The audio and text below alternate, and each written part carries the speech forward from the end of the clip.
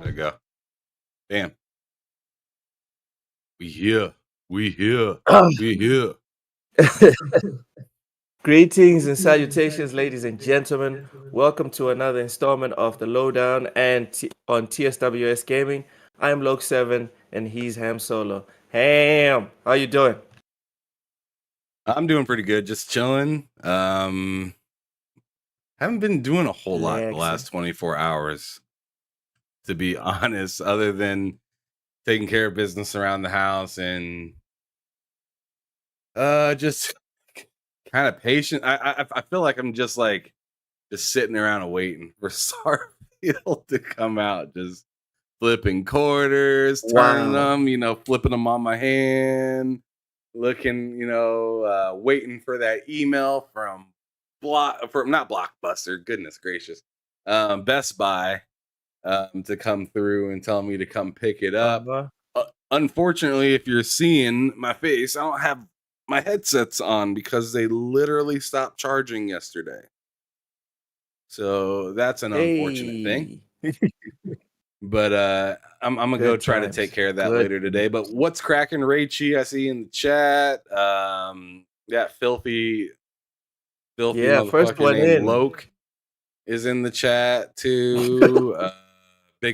Big Mad Mo is Man, up won't in the even chat. ask me how I'm doing. I don't care how you're doing, but it doesn't Talking matter. about I'm filthy.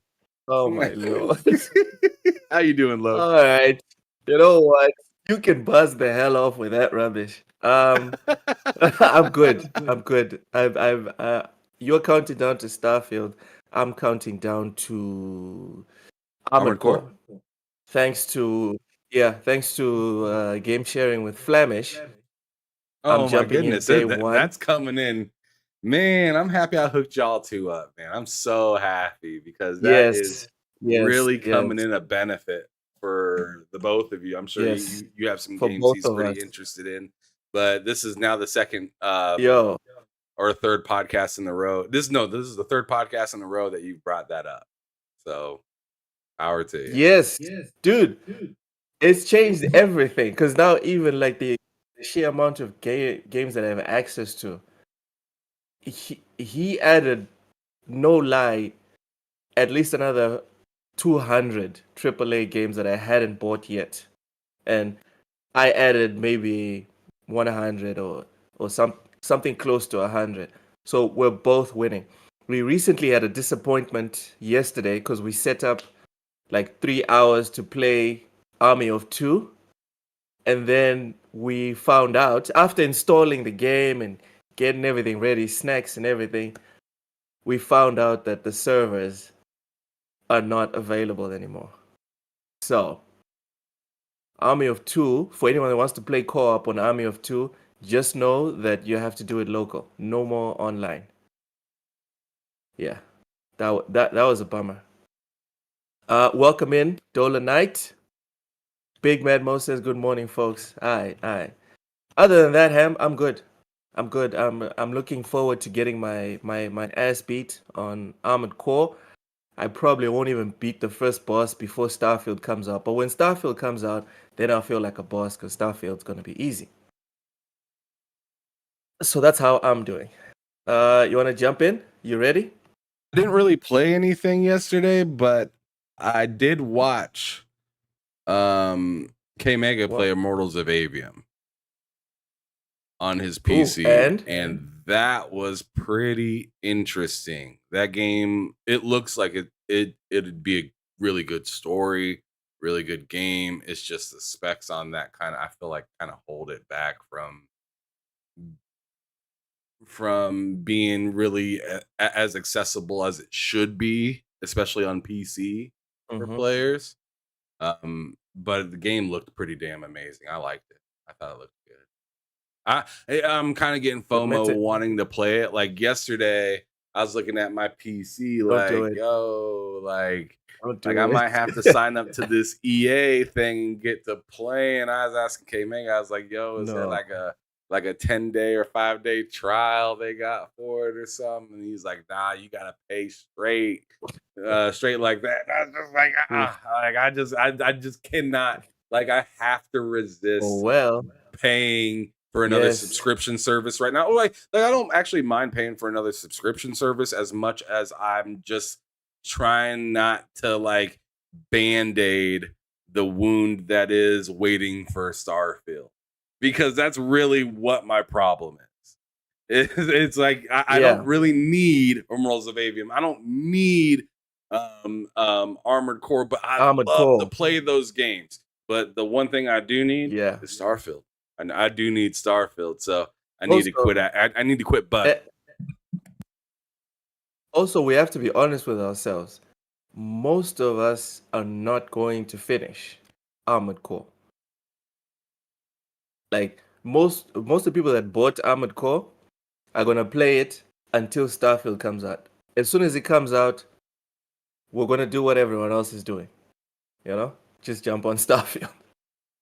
So, what's the real Absolutely. value of buying a $60 or $70 game day one if you're not gonna actually play through it? And then, but you're gonna buy it just to keep it in the backlog? That's inefficient. Like, me and Flemish are doing it because we're game sharing, so it's different. Right. Yeah. Because yeah, it's not all on you. Uh, exactly. All right. Let's get into it. Actually, before we do, we have to get into the side stories in entertainment. First one is Star Wars' John Boyega says they did him wrong in the Star Wars movies. So this is from Game Rant. Boyega has been rightfully vocal about his treatment in the Is series, this a link? particularly what? I said, is this a link? No, I didn't send you the link for the Star Wars thing. Oh, okay, cool. I was like, what the hell? All right, Go ahead. relax. So, particularly regarding racist Star Wars fans who targeted the actor for being cast in the role. Now, with more time and clarity on the subject, the actor clarifies what went wrong with Finn in the series.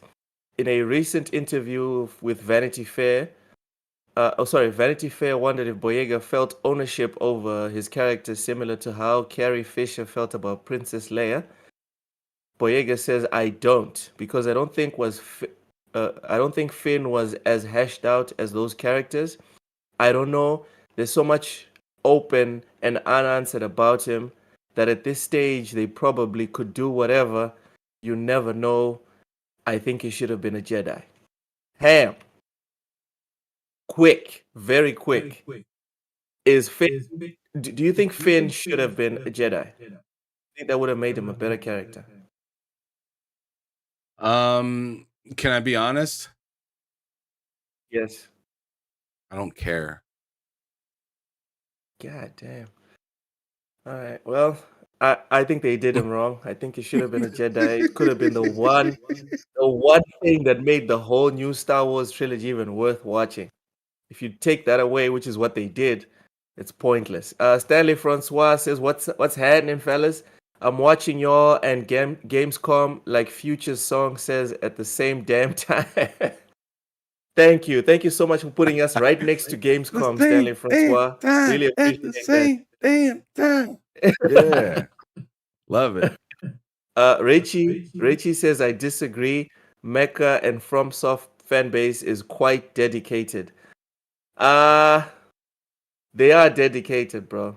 But I think the numbers on the Steam charts and even the player counts on Xbox will show you that most people will be playing Starfield. Welcome in, Matt. He came in here with the membership. Welcome to, they said, Silver. Thank you, Matt. Welcome in, bruv. All right, let's go to the next topic since Ham doesn't care. Steph Curry yesterday said that he is the best point guard of all time. Better than Magic Johnson. Thoughts? I'm not mad at him believing that. You know, LeBron James says he's the best of all time too. Like of everything. And some people agree, some people don't. But do you agree with Steph's assessment? Do you agree with Steph's assessment? Like I'd have to sit down and think about that, but I mean, I ain't mad at him for saying it. If I'd have to, I'm gonna be messy Give it and to say someone. yeah. I'm gonna be messy and say yeah. That you agree with him? Yeah, I agree with him. How about that? How about them apples? Oh my god. Fuck your Big Lakers. Mad Mo says agreed. Y'all are disgusting. Ham, you seriously, you chose Steph just because Magic's a Laker. Are you for real right now? Damn right. You're exposing yourself. Look at all that bias. Get him out. I can't believe you. Get him out. We hate the Lakers over here, bud. Oh man. You gotta stand by. You gotta stand by your. You gotta stand by your morals, man. It doesn't matter, right? Like it doesn't matter if it doesn't matter if the devil has some fat yams and real busty, and she got a plate full of cookies with just the most delicious burger. You got to stop talking about Lilith like that. You got to you got to like just resist the temptation and say it just ain't all those cheeks. that. I don't know what you're talking about. I don't need it. I'm clapping those cheeks. I don't know about you. Have you seen Lilith? I'm clapping those cheeks. I don't know about you. Man. I might need to walk back what I said a little bit, but not completely. Just a little bit. Dolanite says he's a better shooter than Magic, but Magic did everything better. Thank you. Magic was an actual point guard. Steph is just a short shooting guard. That's it. That's all that happened. All right. He's Allen Iverson, but he can shoot a three. So a champion? Stanley Francois says. So a champion is what you're saying? He's Allen Iverson, but a champ? Yes. Oh, That how doesn't about make you that? better than Magic. That doesn't Yeah, make I you don't better than know. I Magic. don't know. Argue all you want. I'd like to see Oh my Magic god. hit it from the logo. I'd like to see Steph average double-digit assists. Since we're talking about essentials, all right? I'd like to see Steph average double-digit assists with one or less turnovers per game. Can we do that? No, I we want to can't. see Stanley Magic win Francois a says, yeah, if he championship gets with Draymond Green instead of Kareem. How about that? bro.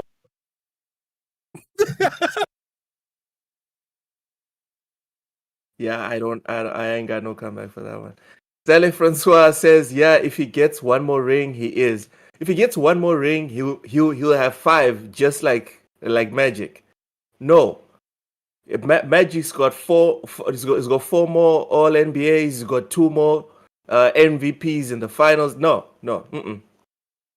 Big Man Mo says is the GOAT. Oh God, don't disrespect the Curry game. All right, all right. You know, let's Oh move man, on. it's getting Let's move on. messy. Ham, it's getting messy. Ham, the last one's a bit sensitive before we get into the games. The World Series Little League is being covered by ESPN. Some people think it's like bad for the children because you have 9, 10-year-olds getting filmed playing baseball, which seems like a very wholesome thing or whatever, but it seems like they're taking advantage of the kids because none of them is making money off of this, not them, not their parents. And then there's these like disturbing shots that are being taken. Sure, there's wholesome clips where like someone throws a ball, hits an opponent, and then they go and check on him. It's nice and cute and cuddly, and then it's the end of the game in the semifinal, and the losing team is a bunch of children crying, and the camera is zooming all the way in. You can almost taste their tears. Is this exploitative to the children in the Little League, or is it fine for them to be on ESPN? ES freaking PN, not the finals, the group stage and all the knockout stages live on ESPN. Is this fine? Um, it's hard to say it is with college finally getting what they wanted. You know what I mean? Um, it Okay, also kind of that's depends college. on, That's not what's that? 9 and 10-year-olds, bro. It's college. It's not 9 and 10-year-olds. Yeah, but I mean, it's still a sport. It's still something you signed up to play. So like I don't think it's bad that they're getting televised or anything like that. I just think it kind of stinks if they're not getting any benefits other than like a free lunch or something like that for that kind for that kind of exposure. I feel like you are kind of why people are watching. So You're the you product. yeah, you are the product. So if you're not getting anything out of that other than like a congratulations and something to put on your resume, I guess that's kind of lame. And that's why I brought up college. I said it's the same thing as college. Like college realize or like people in college have always felt like, I mean, there's been Reggie Bushes for decades, right? There's the Yeah, whole yeah, SMU yeah. scandal thing that was massive, right? But it's only because People people have been found out. getting people have been getting offered to play at schools. Like people have been getting offered to play at freaking like middle schools and stuff like that. Like the length of depth that this kind of stuff goes, you seeing the surface level tells you nothing. You seeing the surface level tells you absolutely nothing. People are getting paid like crazy under the table. So um I just feel like as long I'm not sure if they are or not, but as long as they're getting some sort of decent compensation for doing what They're and getting and, and, zero and not just the compensation. school, right? Because I mean like There's a recent documentary on Johnny Manziel. Texas A&M almost got $1 billion off of that dude, and they didn't want him to get a dime. That's insane. I mean, that's extremely high levels of it. Obviously, these little league aren't going to do nothing like that.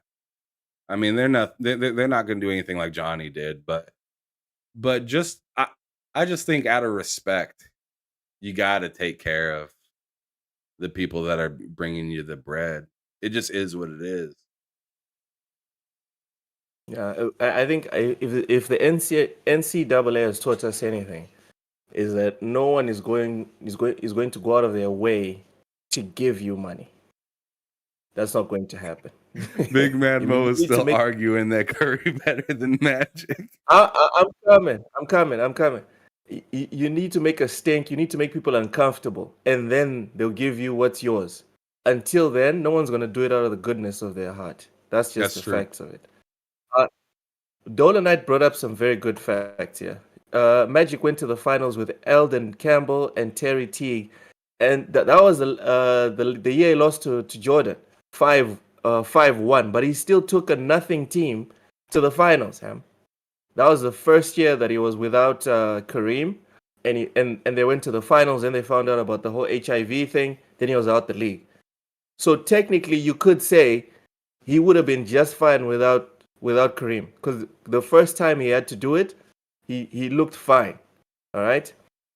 Another thing that Dolomite brought up, he said Magic won the finals MVP as a rookie. Not only did he win it as a rookie, he played center after playing point guard the whole year. Then he played center. That just needed a good player at point guard. Yeah. Point is he did it. All right. Yeah. He did it. That? All this talk about stacked teams, All this talk about stacked teams. What happened to Brooklyn? What happened to the Lakers in 2004? What's that have to do with Curry and Magic? What I'm trying to say is we need to stop discrediting teams because they were stacked. Being stacked just means you have a nice little platform. There's no guarantees. You have to go out there and earn it. Anyways, let's move on from this. Big Man Mo says, look at you hurrying up and saying something and then running. Okay, go ahead. Okay, what? Do you have a counterpoint to that then? My counterpoint is, like I said, they were doing great and going far before that. It's just like Brooklyn having a stacked team is different than the Suns having a stacked team. Because the organization's terrible. Is the Lakers organization terrible like Brooklyn? Yes. If you hand the Lakers a stacked team and you hand Brooklyn a stacked team, who's probably more likely to go to a champion? Okay. The Lakers are going to make it work. They will figure it out. They'll figure it out. The Lakers will figure it out. They'll get you at least one chip. To me, it's just like the Washington Commanders. That organization, until maybe this year, has been an absolute train wreck for a long time. There's been plenty of organizations like the Texans. I mean, if we want to just keep it to basketball. The Lions. Let's talk about the Knicks. Hornets. Let's talk about the Knicks. How many times has the Knicks had a stacked team but got nowhere? Their organization stinks. So I don't feel like that's a fair comparison.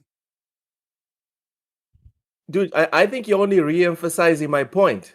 When you're talking about stacked teams, it matters. The whole thing about culture matters, but the organization matters too. You're saying Magic matters. Yes, it does, but it's not like saying the organization did it. And then Magic kept it alive. All right. Let's keep it focused and keep it moving. Last one. Big Man Mo says, hasn't the Little League been getting televised? The final game of the Little League has been getting televised. This year is the first time they're doing the entire Little League World Series. It's all getting televised. This is the first time. Okay. Hey, Dolonite likes his basketball. I'm happy. All right, let's move on to the games. Let's move on to the the physiognomy of start screen. Goodness Christ. gracious. This is bad. This is so bad. Ham, can you put it up? I'm seeing gameplay right now. Can you It's please put there. it up? This is from Grums, former dev in past decades. Man was a legend. Now he tweets a lot. The physiognomy of start screens. This is from Grums. The start screen of a game can reveal a lot about how rushed the team was and how much pride they took in their work. Starfield start screen either shows hasty shipping deadlines by a passionate team overworked or a team that didn't care. Ham, I'm gonna let you go in on this one. Go ahead. Man, to be old, tired, and bored. God damn. I mean that's the way I kind of look at this. Is like, wow, you had Oof. nothing left to complain about. It was, I mean, a game has to a game has to be doing something right for you to reach for the start screen for a video game to prove that something's wrong with it. Something ain't right. There's too few things going on the start screen. It needs to be absolute mayhem. Like, I don't understand that. And then the post that you'll get to said, like, none of their start screens have been insane. In fact, I just Yeah. don't understand the whole point in even talking about this. Like, why are we talking about start screens? Why is somebody online making this a big deal? And why did Xbox feel the need to fight back on it? Like, I thought that was kind of weird too. I thought the whole situation, Oh, including Pete Hines. the bark back by Response to Pete I Hines. think it was Pete Hines Yeah. that messaged back about it, and I was just like, "Yo, what are you guys doing?" Like, first of all, this is an ex dev talking about a start screen, and I don't know if he's been around gaming for very long, but there are very few games that the start screen is like a game on its own. Like unbelievably crazy.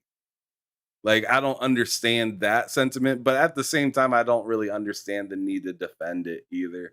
Like, let bums be bums. If they want if they want to sit around and complain about dumb shit, like, just let them complain.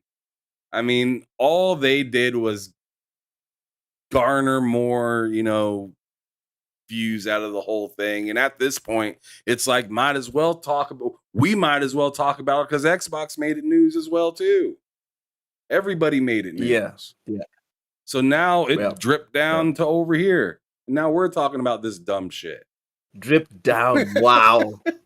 Like we're some That's all I gotta connoisseurs, and we say don't just about it, talk about really. whatever happens. All right. So what happened with Pete Hines is, someone added him and said, "Hey, next time you and the lovely folks over at Bethesda Game Studios, instead of rushing to make a game with many systems, factions, choices, and ways to play, I would urge you to only focus on the title screen, so you guys won't appear hasty or simply didn't care." And then Pete Hines responded. So he didn't respond to Grums. I'm adding some context here. Pete Okay, Hines did thank you. not respond to Grums. He responded to someone that added him. All right. What he said was, or responding to at Jasim73. He said, or they designed what they wanted, and that's been on our menu for years, and was one of the first things we settled on. Having an opinion is one thing, questioning out a developer's care because you would have done it different is highly unprofessional coming from another dev. So I think the dev part is the fact that Mr. Grumps hasn't produced a game since the failed Firefall almost a decade ago. I think that Yeah, was with some the whole shade. bus and everything. Yes. I think that was some shade towards Mr. Grumps. Dude, I don't know how they Yeah. made that bus and thought it was gonna age good.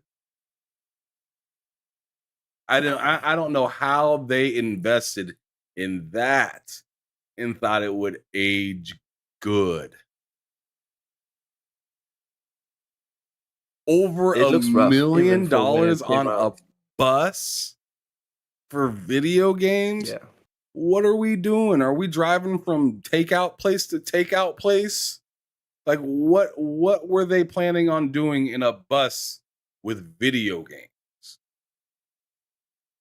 Like that was It's a bit wild.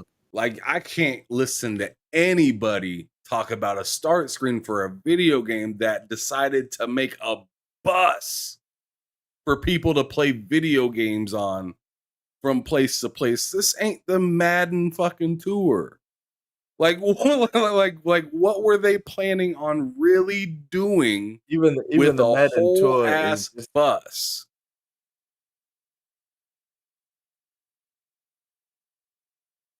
oh my god. Okay, Dolomite says that Firefall start menu was nothing to write home about. I looked it up, it's pretty bad. Dolomite also said, note to self, if you make a game, make sure fall is not in it. So I'm guessing he's referencing Godfall as well. Firefall, Godfall. It doesn't end well when you put fall in it. So Ham, we can agree that this was a dumb take by Mr. Grumps. It's legendary for being Correct? so dumb. It's so dumb. Damn. Like certain things get put into these categories. Like this post is, I feel, in the same category as when, shout out to the dude because I don't think he's terrible, but he did make a terrible post. Crap gamer. Ooh, what did When he say? he got when he got clapped back by Phil, that was tragic. Oh, To me, yeah, that was this is in that yeah. same category as wow. You Too put him late on to a delete it pedestal. now. It's not a good pedestal, but he's on a pedestal.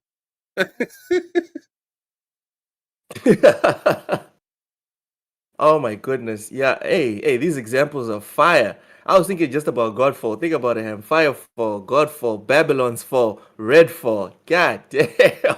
Just don't put fall in your game. Don't do it. Don't do it. So someone responded to Grums, and I thought this was very apropos. At XXIKGIXX responded saying, "You're absolutely right. These games were all rushed." And then they shared the menu screens for Skyrim, one of the greatest games of all time. Simple as hell. The Last of Us, another simple menu. Yeah, The God of Last of War, Us is random. literally nothing. The Last of Us, the Last of Us 2 is just water and what, like A a window. boat or something like that. Oh yeah. This is part one. Yeah, you're right. This is part one. Yeah, it's just a boat. Like I And then don't you have know. Ghost of Tsushima. Ghost of Tsushima, some random grass and a sword in the ground. Boom. Done. Terrible game. Terrible. Must be shallow as fuck. That's what Ghost of Tsushima is. I can't believe God of War. What is this? What is this a wood chipper simulator? The hell? Nothing epic about God of War. Get this shit out of my face. Grums is so right. I'm with Wood Grums, all right? chipper. I'm with Grums. Screw you guys. I'm with Grums. Anyways, the last one, which is the final form of this situation. Nico Mueller caught Grums' mask slipping. Literally said, ladies and gentlemen, his mask has slipped, and he quote tweeted, Grums, when Grums said, you can't even play tic-tac-toe, right? Some gamer. No wonder you play Xbox. And with that, ladies and gentlemen, he picked a side. He's been exposed. Not that we didn't know already, but full exposed. Right there. Yeah. You know what? I don't have a problem with people having a preference. I have a preference. Everyone knows this. I have a preference. Reviewers can have their preference. Journalists can have their preference. But it seems like he has a problem with Xbox. That's different from saying I prefer PlayStation. Do you understand what I'm saying, Em? Absolutely. It's fine for you to be like, I prefer Nintendo. That's cool. But when you are antagonistic towards Xbox specifically, if you're antagonistic towards PlayStation or you're antagonistic towards Nintendo, and then you're expected to give unbiased opinions on those platforms or their competitors, this kind of makes it like, okay, based off of this, bro, like I can't trust you to criticize Xbox, and I also can't trust you to even say anything about PlayStation because you're showing me that you don't prefer PlayStation. You are a fanboy of PlayStation. That was my take from this whole thing. 100%. Go ahead. No, I think it's So you don't I have think anything it's else as to add? simple as Move on. that. Like, I mean, it like I see a difference between people that poke fun a little bit in play and people that are just anything about it is just bad. You know? Like that attitude is just weird to me. Like sometimes I'll poke fun about PlayStation just to give you just to give you a little reference. Like sometimes I'll poke fun about PlayStation, but I'll still talk about playing the games and having a good time with it and happy that I bought it. You know?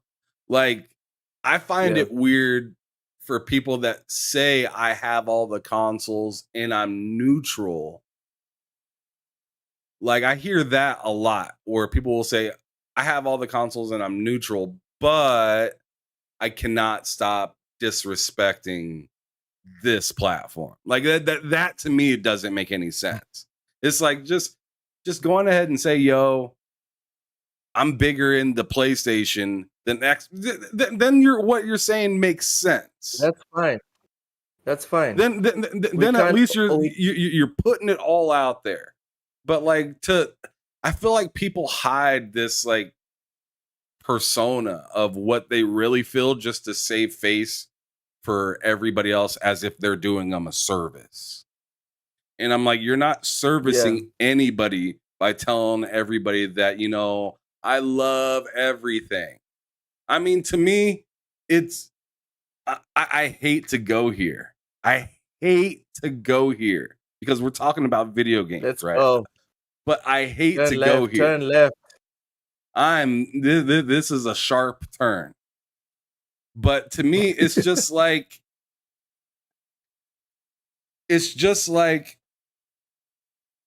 a family member telling you, I'm cool with all races, but then you bring home, somebody from Spain, somebody that's Spanish, and then they start acting different, start acting uncomfortable. And it's just like, why are you pretending to be cool with them? I would have never brought them over if I knew you was gonna act like this. Yeah. Yeah. It should have just been Right? honest from the jump. But instead you fronted your way into making me believe that you are okay with something. And then as soon as said thing is brought up or said thing is doing well or around you, it's a fucking travesty. It's a problem. You know, like I Yeah. never understand that mindset, and I understand it's kind of a safety mechanism. I think to save face, but Yeah. it doesn't benefit you nor anybody else to pretend that you like something that you don't like. That you don't like. Yeah. Big Mad Mo says Horizon Forgotten West is overrated. God of War copied Rise. Damn, That's a hot one. that That is a one is hot take. piping hot. God damn. I mean, if they're talking about not Xbox is being better. able to jump in quick time attacks, All right. All right. Rest in peace, Mr. Grumps. I mean, peace. I meant peace. I meant peace. We'll see you next week when you've got your head on proper and you've gotten over Starfield, because no one's going to be talking about Starfield next week. Promise. Next topic. Video Game Chronicles brings us the Metal Gear Solid Master Collection. oh my god, Warns more players Metal that Gear some talk. content. Of course, Logan. Oh, yes, a Of lot of Metal course. Gear today. It's a lot of Metal Gear. That some content is considered outdated. So, as reported by Games Radar, the compilation opens with a warning message informing players that each game's content is unchanged. Hallelujah.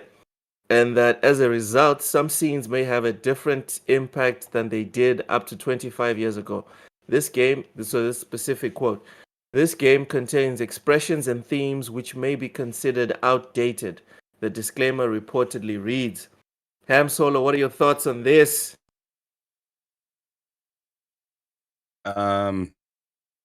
Whatever. Yeah, It's yeah, to be I know, expected. you're gonna say whatever. Yeah, I know you're gonna say whatever. This To me, technically, this it's to be is bullshit. expected. Almost, it's unfortunate, but it's to be expected. Stop hating. Big Bad Mo says Metal Gear sucks. No, it does not. Listen, I'm happy. I'm happy than a pig in mud. Okay? Ham, anyone that's ever paid attention to this channel, anyone, all I've ever said is don't give Metal Gear to the Americans. Don't give it to them. Because then they'll make it for a new modern audience. All right? If you want your modern stuff, make your own shit. Leave the legacy stuff on the pedestals that they belong on. So this, for me, this was beautiful. This was mwah. This is the first piece of news I woke up to today. I wanted to pop champagne. I was in the office, unfortunately, but I wanted to pop champagne. I'm like, yes, yes, yes, thank you. This is what I want. Stop reimagining things for me. Stop it. All They right? need to You want to make reimagine it. stuff? Make your own stuff. They Make your need to redo it. stop it. No, They need to no, remake the no. story. You know what? They They need should to remake flip. all the They need to Splinter flip Cells. and Make make. They need to make what? Snake. They need to make Snake a female and the boss a male. I don't. Moving on. The next topic Let's is go. again coming from the Metal Gear Solid Select collection. This is Let's from go. IGN. Just got No, a breakthrough. no longer our dear beloved IGN. Just IGN. Like Konami's Teenage Mutant Ninja Turtles Kawabunga collection, I don't think any fan is going to be disappointed with the Metal Gear Solid collection. The NES games are there and all the different versions are included. With Metal Gear Solid clearly having gotten a ton of love and attention for the first time since the Twin Snakes remake back in the GameCube days. Metal Gear Solid 2 and 3 are the amazing Blue Point HD remakes, but even those received subtle touch-ups according to Konami's director of brand marketing, Ben Kinney. This is a quote from Ben. We put the white gloves on, and just whatever needed to be touched up or trimmed just to modernize them, we did that, and then the rest we just left as it was because that was the intent. Mwah! Thank you, Ben. Thank you. VR mission and special VR mission and special missions are also included, and I was ecstatic to see that a gem I don't have in my current collection, Metal Gear Solid Integral, was also here. Integral is unique because it added cool little details like difficulty settings and a tuxedo outfit for Snake if you beat the full game a few times. For the main game, they even thought about the players that will be discovering hidden codex code for the first time, as a 3D case can be selected by going to the online manual section for the version you happen to be playing. Because this particular game displays natively in 4:3 aspect ratio, Konami also added the choice of aligning your display area to the left, right, or center, and choosing 7 different wallpapers or turning wallpapers off entirely. A few treats you won't want to miss, like 4 digital graphic novels. Thank you. Metal Gear Solid, Metal Gear Solid 2, Metal Gear Solid Bandy Disney, and Metal Gear Solid 2 Bandy Disney that are here. As a pre-order bonus, you receive the Metal Gear Solid digital soundtrack, including newly recorded orchestral renditions of the theme songs for the series. As for Metal Gear Solid 2 Sons of Liberty, Ben said this is not the final dev build. As you notice, there's still some tweaking to be done. Ham Solo? What? Oh my God! Big Mad Mo is busy. Is busy.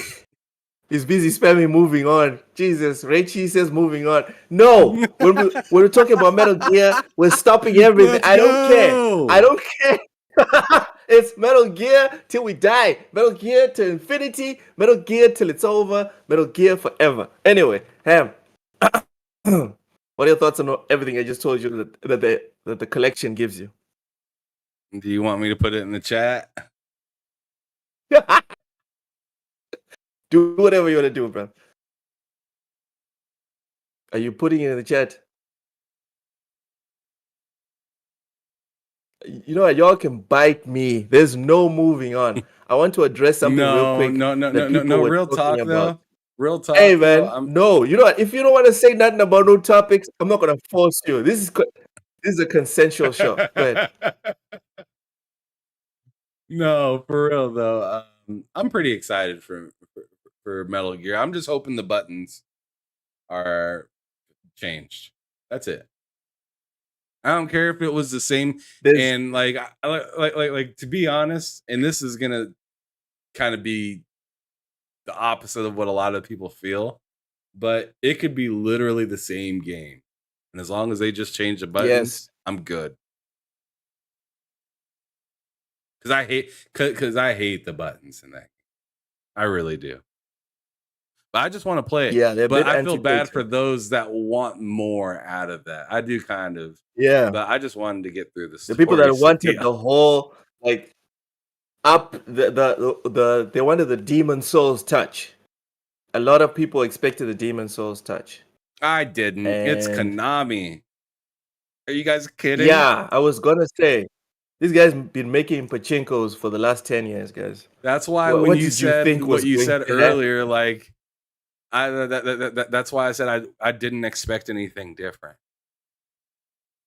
That was the main reason I said that, is because I don't expect them to literally do anything to this game. I'm just hoping that they do something with them buttons. Because those buttons fucking stink. IGN didn't get to play on the Series X or the PS5, so we don't know the final build. But on the series on the Nintendo, it was kind of sus, as would be expected, because it's the Switch. You know, it's the Switch. What are you gonna do? Raichi says male boss and female boss Snake, and then it puts my icon and says moving on. No one really cares about Metal Gear. Just said, bro, I care about Metal Gear. You know how much I care about Metal Gear? I'll be playing Metal Gear when everyone's busy playing Spider-Man. I don't care. I like Spider-Man, but I'll be playing the retro NES Metal Gear games when y'all are busy swinging in New York. That's how much I care. So Don't be saying nobody cares. The least you could say is only one guy cares about Metal Gear, which is fine. I don't care. Ham, what I wanted to add about on this is that I saw a lot of people freaking out, talking about this is disappointing. Xbox already has a collection, although it has less games, it doesn't have all the games that are on it. A lot of people have been talking about Xbox already has a backwards compatible version on the 360 that plays the same, etc., etc. Guys, Sure. listen to me and listen to me well. A win is a win. All right? A win is a win. Because a lot of people that have been saying this, y'all live in America, you live in Canada, you live in Europe. You guys don't know about localization and not being able to buy games based on your region. Well, Yep, in my I get that. region, I can't turn on either of my consoles to buy that version of the Metal Gear collection. I can't do it unless I do digital fraud, which I don't believe in because I know how PlayStation and how Microsoft actually pay attention to how many games are being bought depending on their region, and they make decisions based off of those numbers. Even if it's just 12 motherfuckers in Mozambique buying games, a decision is going to be made by Microsoft based on that. All right? So, no. This for me, this is a big, big, big victory. And I will be getting this day one. No hezzy. All right? Um Rachie says, I played Unmetal, best parody game ever. All right. Big Mad Mo says, Spider-Man ain't nothing but the same thing either. Swinging and QTEs. Exactly. He says, how was the opening night? Opening night of what? Donut Knight says, I don't need Spider-Man 2. I have Hi-Fi Rush. Okay. All right. Let's move on. Ham, let's have us laugh. I sent you this one, and I think it'll be nice and fun. Let's have us laugh. Put this video on by L_Demon Knight, who said the boys chilling while waiting for Starfield. I don't know how to make these videos with like faces on them, but I had a good laugh with this one. It was a Yeah, nice, they were nice getting it. little, yeah. It's a nice little homage to Phil Spencer, Aaron Greenberg, and Todd Howard just vibing because they're ready for the banger to drop. Oh my god, what the? A banger is banging. I'm excited for it. I love this. Like I could see Phil and Aaron dancing. I want to see Todd Howard actually dance. If someone has video of Todd Howard awkwardly Dark Souls is hard. This is hard because you have to be like really fast, and as soon as you lose just a little bit of momentum, you're dead. It's over. So this is the official tweet from 505 Games. They said, despite our best ninja skills, we couldn't stop the news leaking on Ghost Runner 2. Ghost Runner 2 launches October 26, 2023 on PS5, Series X and S, Epic, GOG, and Steam. So, Xbox releasing the Starfield and another two different types of console wraps for the Series X. Ham, what are your thoughts on the wraps? Is it a wrap? Yeah, it is. So yeah, let me go on ahead and throw that on the screen real quick. So yeah, these things, I think they're pretty cool. I think they're like a hubcap compared to a rim, but like they're pretty cool. I feel the You same put the way Gamescom on about the these screen. as I feel about the PlayStation 5 plates, to be honest. That's It Gamescom, bro. just, You put Gamescom on the screen. what's that? Okay, there we go. No, you had put Gamescom on the screen. All right, no, it's fine, it's fine. So you're saying you feel Okay, the same way about this? I feel the same way about these as I feel about the PlayStation 5 plates, to be honest. I mean, interchangeable, cool, but nothing special. Like, I mean, would I like having one? Sure. I think that'd be pretty cool. $50 is a little steep, but I think I could do that. I think I could rock with that. But but as for is it like something massive? No. It's just something that's pretty neat, I Mm, mm, guess. mm. Like if this is a replacement for for the you know like Halo The version plates. of the Xbox Series X, or remember the Cyberpunk version for the Xbox One and stuff like that. If this is Yeah, a yeah, replacement yeah. for that, I don't like it. You know what I'm saying?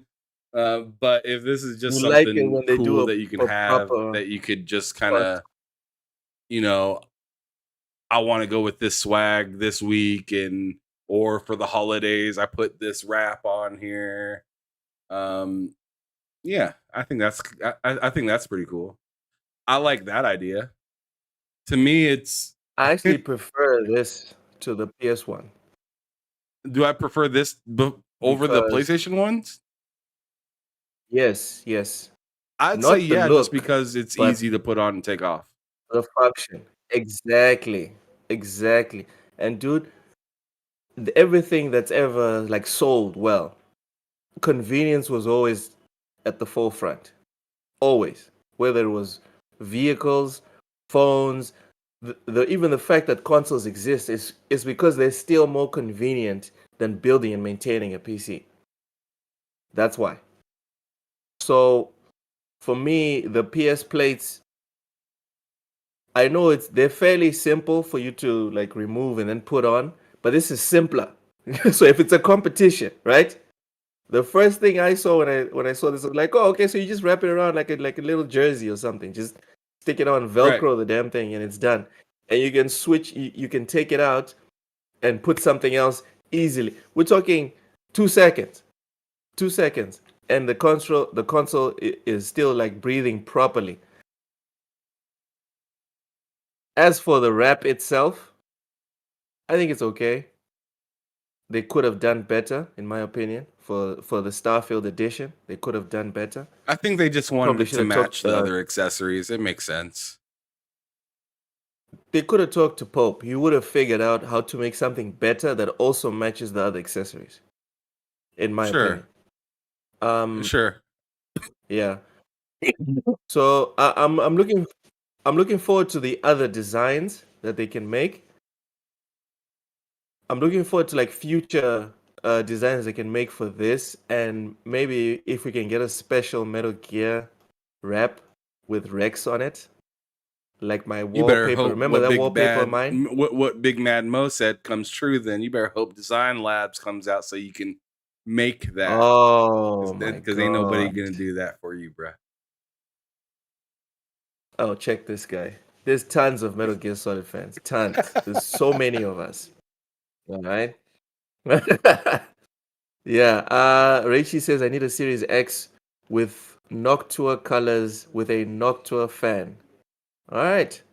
All right. Hey, man. Different different strokes. All right. So yeah, this one's better than the PS1 for me, just because it's more convenient. Can we move on, Ham, or you wanna speak more on Yeah, this one? yeah, I'm good on this, bruh.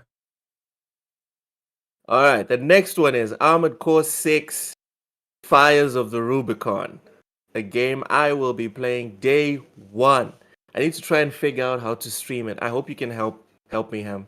So maybe I can stream like my ass getting destroyed on TSWS and people can just laugh. Um, it's been confirmed that Armored Core 6 will be 60 FPS on the Series S and X. Ham, what are your thoughts on this news? I think it's exactly what it should be, and seems like FromSoft knows what they're doing and knows how to work properly on the Series S better than others. Um, Seems like the priority was really with them when it came with the Series S. because I think this. I mean, as I was saying before, I think, and I said this a while back. I think the Series S is the last thing everybody works on because it's the Yeah, thing that yeah. they, it's the thing with the least power. I imagine it's probably the least fun one of them all to work to work with or what or put stuff together onto because you're taking away Hmm. some features or making things less than what they were. But you got to admire the preparation, right? Because it's just like like Baldur's Gate, for instance, got delayed for the Yep. whole platform because they didn't know how to work around it very well or couldn't get it to where they wanted to in the amount of time they allowed it themselves. So I'm just saying this is a good moment. This is a good look right here for the Series S as much turmoil as it's brought this generation. And then as well, you see like Starfield being put on there as well. But I mean that obviously that's first party, so you expect that, right? But to see a third party developer say, yo, this is literally running See, that's what exactly the concerns. highest specs that this console is supposed to run at, which is the top part. It's not 1080 60, it's 1440 60 that this console was advertised to give. A lot of these Yep. developers and stuff like that, when you see some of these other games that come out, are at 1080p. They're not taking full advantage, or possibly they can't take full advantage of it. But FromSoft found a way. And I think that is something that you should definitely give credit to. It's dope. Because this Definitely. isn't going to be no Uh, tiny little game. do It's going to be multiplayer as well. This is a You know, monster game, dude. it's going to The be, yeah, it's install going to be size on my beefy. console is a monster. It's almost 100 gig, almost 100 gig on my console. It's a big game. Oh, is it that big? Uh, it's big. Dollar Knight says, "Are they taking a shot at Larian?" And I saw a funny interaction because this user specifically, right, said a competent developer gets 60 FPS on the Series S, right? Trying to be cheeky. And it's a good question Dollar Knight's asking. One of my buddies, I'm forgetting his name, but one of my mutuals on Twitter asked him, like, is this a shot at Bethesda because they couldn't get 60 FPS? And then they blocked him. This account blocked him for asking that question. I don't think their intention was to take a shot at Bethesda. I think they were trying to take a shot at Larian, but they inadvertently shot themselves in the foot because it is true.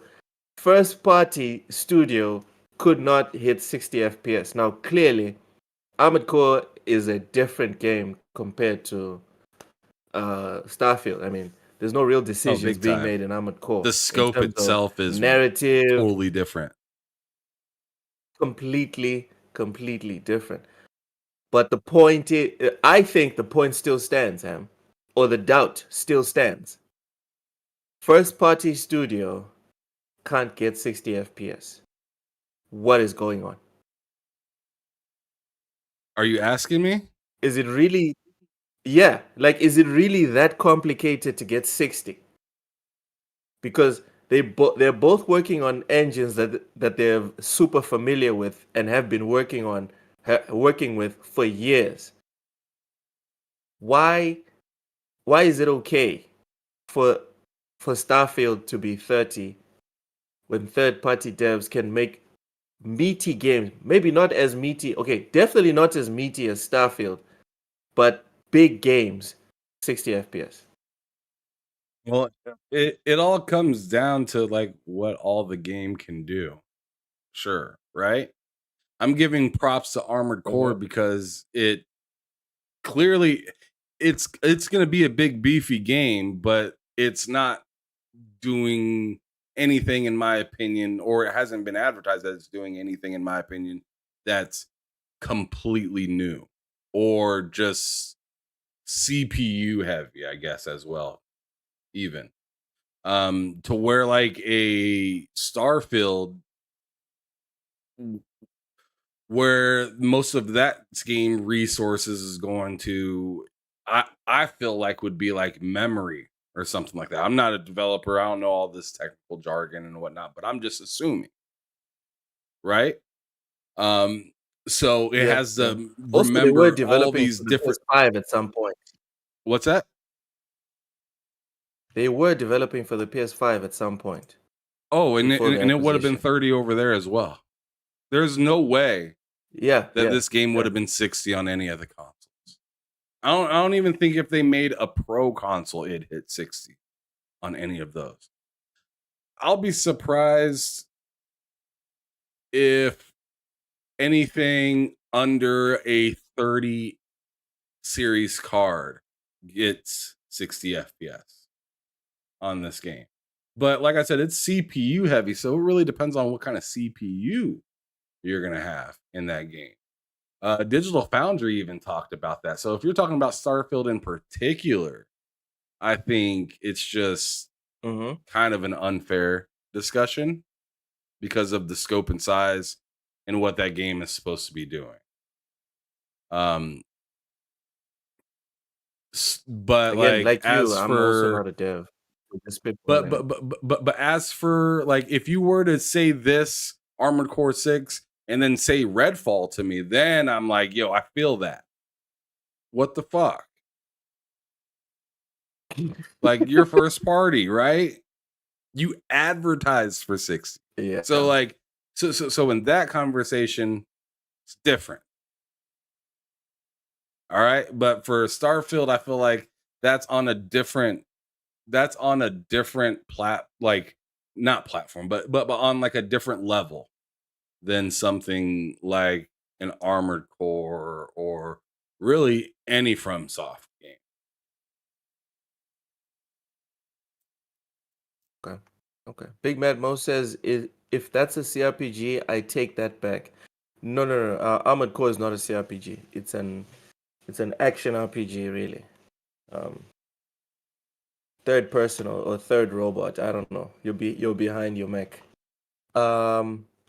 All right. Let's move on from this. It's a nice piece of news, and I just like to add before we move on that I hope that starting next year, 60 FPS can finally, for the love of Hideo Kojima, 60 FPS can just be the standard for everyone on the Series S, the Series X, and PS5. Look, it Can we won't be a please standard stop? as until resolutions stop growing. FPS will not be standardized. It just won't. They need to stop with this resolution thing. We don't care that much about res. But We that's really not don't. true, though. But that's not true. Maybe How I so? don't care. Maybe a ton of gamers that you see on Twitter every day don't care. But when people go shopping, and I feel like this would be true. Ugh. If you put 1080p 120 FPS for everything on a console box and then put it next Fuck. to something that says 4K up to 60, people would grab the 4K over the It's cool. 1080p I'm 120. grabbing the 120. I'm taking the You are, 120 I'm sure. because And you know plenty of why? probably The PC minded folks or people that are like really deep in the gaming would probably pick that up as well too. But I'm saying that like your regular folks that can see something at the same price that will give them higher fidelity will go for that over frames per second. It's But sad you're not but true. watching the game. You're playing the game. You know what I mean? That's the Well, logic yeah, that I I get that, use. Loke, I'm but playing. if that was the thing, then we would still be on 1080p utilizing the hell out of that instead of using Yeah. upscalers to get the 4K to put it on the box that it's 4K when it's not true 4K. It's not native 4K, it's dynamic or something like that. Yeah, I mean, they're doing everything that they can to flip things to make sense to be able to advertise and put it in your face. Yeah, but you're right. You're right on that one. If the majority cared about frames per second, then that's what the companies would be focusing on when they do their focus tests and whatever. Yeah, you're right. It all comes back 4K, 8K, 12K, 10,000K. No one cares about the freaking frames. Fucking ridiculous. We're not watching a movie, people. We're playing games. Anyway, let's I move think on to the next one. Xbox said it themselves that they like looked at their analytics and seen that people don't even go to change that stuff most of the time in games. Yes, They they just just play leave with the it the base way it 30. was. They might change the invert or difficulty, but they're not changing performance and quality. All right. Big Mad Mo agrees with us. He says it needs to be. Yes, it needs to be 60 FPS. Okay, let's move on to the next piece of news. This one's pretty big. Tekken 8 release date has reportedly appeared online. So, this from Video Games Chronicle.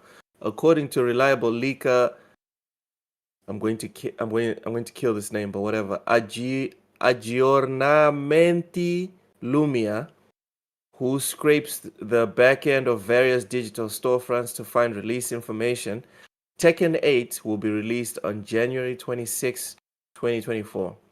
The news is the latest in a series of apparent leaks regarding the upcoming fighting game.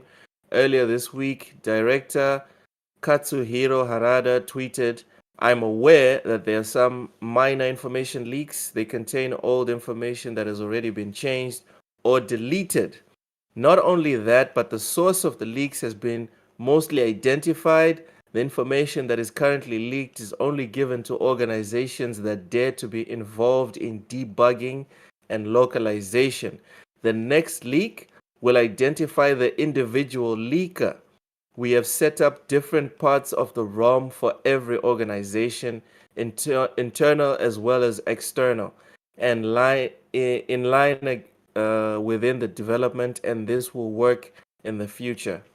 Ham, first off, if Tekken comes out next year, January, are you down? I think that's a good enough time away from everything else. Me and K Mega were talking yesterday after his stream of Immortals of Avium, because I was in a Discord with him talking while he's playing the game, and we were talking about Tekken 8 and it being in like late January, and he was like, "That seems like out of place in comparison to where all these to where fighters usually launch from." And I was like, "Sure, it might be, but I feel like it's a perfect spot to get away from the fire that is game launches anytime during the summer, because it seems like it's getting a little bit Yeah. more popular to drop during the summer, and maybe they just want to find literally a hole in the year that hasn't been flooded already with we're coming out, we're coming out, we're coming out. They want to be able to drop and be seen, Alone. not, like a messy bunch of papers on the desk and you're trying to look for it. They want it to be like a clean desk and it's the center of it. And I think that's Mm. brilliant to do because this year is already a mess. A lot of us were thinking that Tekken 8 was coming out this summer. I Yes, thought they yes. were. Then we thought Me too. they might come out at the end of the year. They're like, "Man, No. can somebody turn the Next page? Because this year is insane. We don't want to be part of nothing when it comes to this year." Street Yeah. Fighter came out to an extremely successful reception. Mortal Kombat looks like Yeah. it's gonna do the same. Like, bro, fighters are coming back strong. Iron Galaxy even announced that they were coming back for for god dang, why is this game slipping my mind? Iron Galaxy. Why can I remember the developer, but I can't remember the name of the game? That is so weird. Wow. Killer Wow. Instinct. Killer Instinct. Is it My not? goodness. Yeah. For some reason, Yeah. I K had Mega primal about to rage on kill the tip of you my tongue. for I had primal forgetting rage on the Killer tip of my Instinct. tongue, but I know it's not. K Mega is That coming game for is your so ass. old. The game is old as Whoa, did you hell. I don't just know say why that? that's on my Oh my mind. goodness. He's But coming. anyways, K Mega is so coming. like with all this news coming out and dropping, Tekken's like, yo, I need some space. Yeah. I need some space. And I think that was probably the smartest idea that like as long as these leaks or whatever is true, which I believe you're verifying that, right? No, I'm not verifying. Okay. This is a leak. Katsuhiro Harada said they've identified where the leak came from and that they've made changes. So Oh, there's no confirmation. so they might So it might shift come this out around a little sooner. bit just to be Yes. right. Yes. They might shift this around a Just to little be bit. messy. Yeah. Just to kind Just to of be messy. screw that guy. Yeah, it might be a day later. I don't Oh, know. it might be a day later. It might be earlier. You know, right? Save some money. You don't want to push back production because of Actually, some idiot. it needs to be later. It needs to be later because 24th is kind of tight. I need to make sure I have money to pay for. I was gonna say like a week earlier, So but it might be like a week no, earlier. no. But yeah, Don't you dare do this to me, Tekken. if it Don't do this to me. don't act like if it drops, you wouldn't just find a way to figure it out. Yeah, I probably pre-ordered it in December. or Yeah, something. exactly. So stop it. Cut the cap. What are you gonna pre-order it on? Xbox, PlayStation? Again, I will say this until Okay, until PlayStation Xbox. get their shit together. Every third-party game I'm buying on the Xbox. And for this one specifically, I'm getting the ultimate pimpalicious edition. Whichever one has everything that is available and will ever be available for Tekken 8, that's the one I'm buying. If it's the $120 one, if it's the $150 one, if it's the $200 one, that's the one I'm getting, pre-ordering it day 0 for Tekken. Even if the $200 any other one, the only questions, Ham? difference is you get to watch esports players play for free. Ham? Did I stutter, bro? Did I stutter? Man, you got Whichever one. so you buying the Lick My Boots edition? Yes, I'm buying the lick my boots clean after I've been like marching in mud. That's the edition I'm getting for Tekken 8. I don't care how much it costs. Stuffing dog shit, and you're just Okay. like, charge it to the game. Yeah, I don't care. Too Big agrees. He Nasty. says worth it. Cheers, Too Big. Cheers. I don't care. If it's Tekken, like there's two franchises for me, Ham. Tekken, Metal Gear. I don't care. Too Big. You Just gotta tell me how much it is. You gotta tell me how Sensei's been doing, because I know that Sensei, that's like his dream game, is the new Tekken to drop. Like he cannot wait for that. And I haven't heard from Sensei 808 in a long time. So you'll have to tell me if he's doing all right, first of all, Too Big. And second of all, tell him I said what's up. If you can. If everything's okay. Yeah. So anyone here like fighting games? I'm getting Tekken day 1 on Xbox. You know what my gamer tag is. Let's go. And by then I probably will have the Elon Musk internet. It's getting easier and easier to connect in Mozambique. So Ham, don't do it's this, about to be lit. Big Man Mo. Don't do this, Big Man Mo. He says Killer Instinct is better.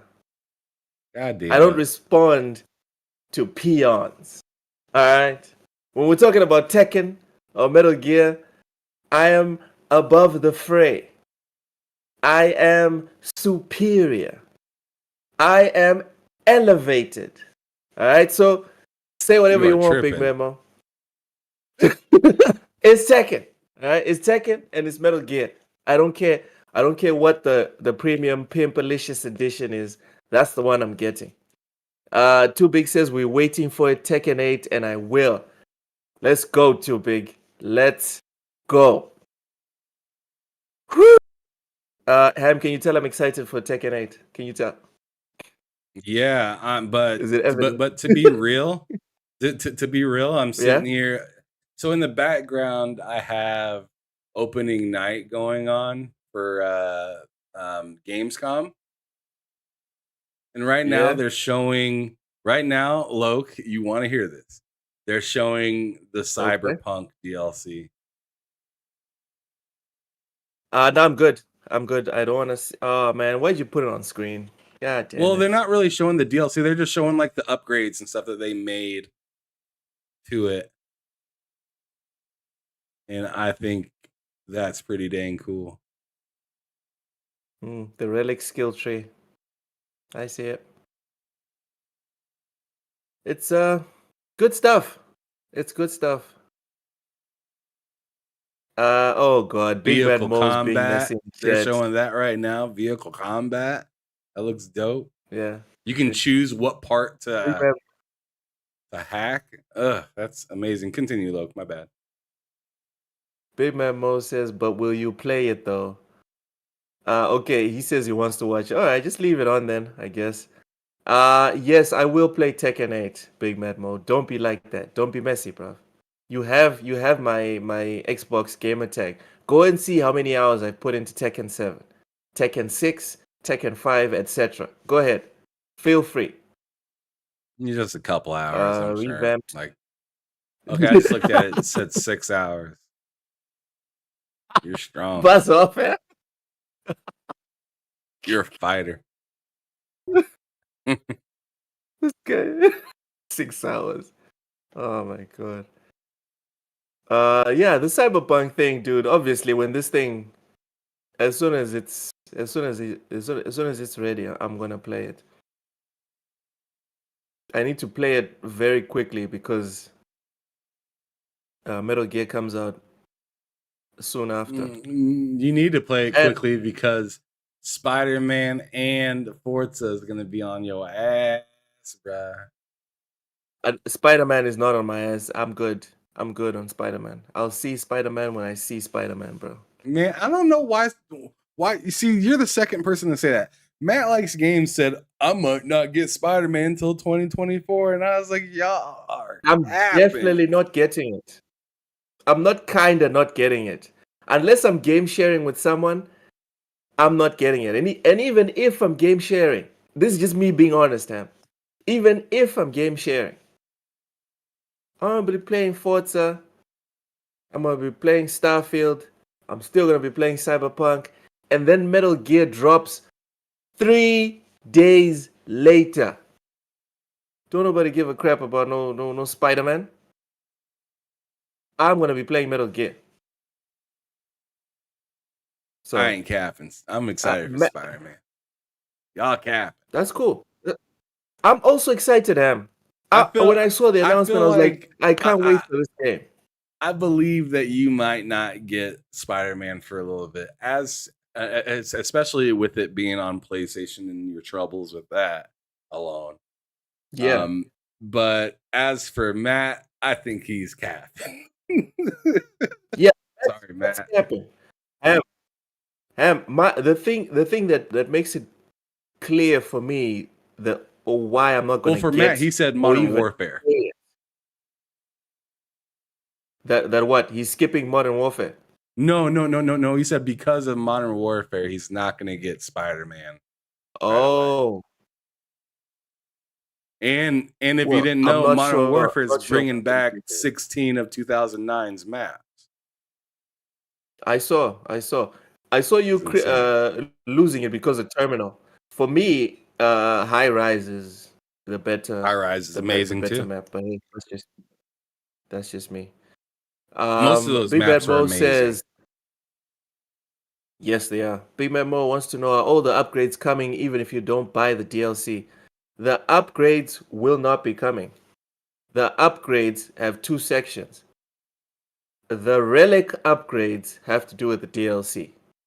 The rest of the other upgrades, UI and whatever, that's for the entire game.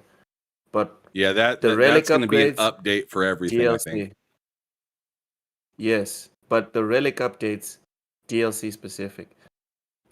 Then Big Memo says, "I'm excited for Starfield." Ham, I think it's instructive. We need to be honest, Ham. Starfield will not be one of these one and done games that it's gonna be easy for you to just hop off of. I think I we are think I underestimating. think Starfield can be one and done. It's just that one's going to be a long one. It can be one and done. It's just I don't know when Okay, you're going to but be done. so my question is, will you be able to finish Starfield before Spider-Man comes out? Oh no. I won't be done with Starfield by the time Spider-Man comes out. So what are we doing? That's just not because I already know the way I'm gonna play. I'm gonna play the hell out of it for like 3 or 4 weeks. I'm gonna play the hell out of it, and then once like Forza comes, I'm gonna be like eating a couple sides, and then go back to the main course that is Starfield. And that's how it's And gonna then be. going back. Spider-Man Yeah. Spider-Man might make me take the most time off of of Starfield, but once Spider-Man's done, Mhm. which I know will be done way before I'm done with Starfield, I'll be right back on Starfield. Any other game other than Starfield for the rest of this year is just side dishes. Yes. It And just that's my it just point. is. Why? Cyberpunk, can't wait to play that, but it's a side dish. Forza, can't wait to play that, but it's a side dish. Call of Duty, can't wait to play that, but it's a side dish. Spider-Man, same thing. I'm sorry, Loke. Metal Gear Solid, same thing. If Stalker comes Fine. out in That's fine. December, same Same thing. thing. It Wow. just doesn't matter. Like, I might play another game more than Starfield that week, but it's only because I know that that game will be gone before Starfield is. You know what I'm saying? Like, I That's might play true. Forza That's the true. week that That's it true. comes Like you out could, that week more than Starfield. But I can guarantee you that I'm yeah, going to be but much more done with Forza before I am with Starfield. yeah, no. For Forza Motorsport, if it's like the other motorsports that's come before it, you're not gonna be more done with Forza. Forza is gigantic. You usually can't finish that thing It's not unless that you're I'm no saying life in it. You finish it. can't I'm finish just saying that I'll be like, I'll fumble Forza and stop playing it for a while before I Oh do yeah. that to Starfield. Forza in a week, I think you can get through knowing how you play, I think you can get through like 30% of the campaign. On average, if motorsport is as robust as the previous ones. Spider-Man, oh Phil Spencer. Spider-Man, you can finish Spider-Man in 3 days. Am I being messy when I say this? No, it's not messy at all because it's a movie game and it's nothing wrong with that. But that's just It's not what a it movie is. game. It's not a It movie game. it Stop it. is. It is a movie game, and No. Sir so is X-Man. like Death Stranding is a movie game as well, but it's really big and It's just robust. And I longer. mean, it's the whole thing about Death Stranding is it's about like the country, right? Yeah. It's about Yep. build back better. No, I'm just kidding. Joe Biden. That's a joke. Sir X-Man said, "Yippee ki yay, everyone! Welcome in, Sir X-Man. Um, back from the dead. Welcome in." Sir X-Man asked, he got here late. Ham, what did he think of Immortals? Ham, what did you think of Immortals? Actually, you spoke I about don't know that, why right? Sir X Fans asking me what I thought of Immortals when I was literally on the stream with K Mega with Sir X Man. being there. All right. So you Big know Man exactly Mo what I is thought of the game, Sir Xan. But I'll answer. I'll answer you just because you asked. Be kind. I thought it looked yes, great, and nicely. I still want to play it. It almost made me risk it all and get the EA subscription. You were there when I was talking about that, Sir Xan. So, but yeah, I'm still Maybe you like gonna. hearing you say it. I'm gonna try to ignore it and just wait for Starfield because I mean I said already earlier that I'm not trying to get or spend any more money on games that I know that I'm only playing to wait. I have plenty of other old games. I have all these other consoles. I'm currently enjoying the hell out of this classic right here, Center Ring Boxing for Sega Saturn.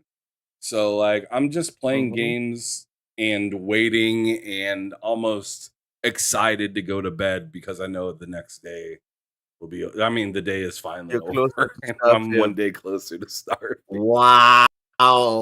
Ham. You sound like one of those kids, like it's the 19th and you're waiting for the 25th. That's just, Bro, I spent that's why. $300 on the Constellation edition. I cannot wait to walk into Best Buy. Big Just Man Mo saying. says Game Pass is your friend. I agree. Just go to Game Pass, peruse. You have fast internet. So go ahead. There's that So too. X-Men corrected. He said I was yeah. So X-Men asked what I was asking what Luke thought about it, bro. Oh, If you don't spell my disrespectful. name right, this guy. Well, Let's hope that just was because you're a senior, let's hope that I'll was forgive you.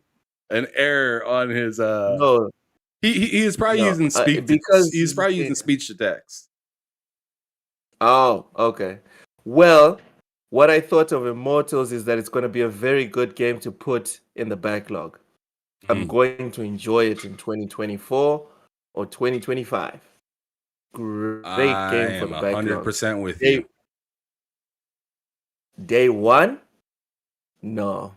Not a chance. Day one is just it's It just not missed its working. day one in July. It was gonna be day one in Yeah. July. But then when it said, Yeah. yo, I'm right next to Starfield, I said, yo, I'll see you later. Yeah, yeah. Dude, not I just still next to want to support Starfield the only, devs it's though, right next because to they Armored Core. no, I was saying I It's still right want to next to Armored support the Core as devs well. though, because this Oh, is yeah. their first game. This is their first game. So I still want to buy it. I'm just not gonna they put themselves in a tough spot for me, and I'm not gonna what is it called? Leave them Like out to pay dry. them for making it harder for me. Does that make sense? Yeah, yeah, yeah. I can see it. I can see it. Like if this is like the type of game that you want to see and you're really down for it, but you just don't have the time for it right now, buying it now would definitely be the way to go. Because like I can't really divulge everything I've been told, but essentially buying day one definitely impacts not just the future of the devs, but even just the metrics for sequels. Decisions get made on how many games were bought in the first month, how many copies were sold in the first month. So, yes, it's unfortunate it's coming out now because it's going to suffer sales wise. Because a lot of people are going to think the way you and me are thinking. A lot of people are just going to look at this and be like, bro, I'll see it when I see it. And even if it sells 10 million copies, but if it sells these games next year or these copies next year in November, December, it's not going to be the same thing. It won't have the same effect. No, and you're right, and that's what kind of makes me sad Oh about god. it is because I want to support them, but but like I said, I'm not gonna give you credit when you put me in a bad spot. You know, like it Yeah. and it just kind of is what it is Yeah. with that. Like it's just like I still want to support you, but I'm gonna have to do it in a little bit. You're gonna have to take a ticket in line because you told me to do the same thing. Like I was ready, you told me you were ready, and then you weren't. And now that you're ready, I'm not ready. Like I put my cologne on, I was showered, I put my shoes on, I finally cut my hair, and I'm waiting, and nothing happened. Mm-hmm. So, Sir X-Men coming in here with some heavy cap. Sir X-Men says I would play Immortals before I play Starfield. Sir Settle X-Man, down, I need you to Sir find the X-Man. exit. You are tripping, sir. Settle down. I love you, I'm brother screenshotting X-Man, this but rubbish. come on, This man. slander. Come on. Stop that. If you would do that, Man. you would probably buy it right now. Because I just don't understand that. I don't understand that. But hey, if you are 100% honest with yourself and that is what you came up with, then I guess it's the same. I guess it's the same as like when I say I'm going to buy Metal Gear and I'd rather play that 25, 30-year-old game rather than play Spider-Man 2.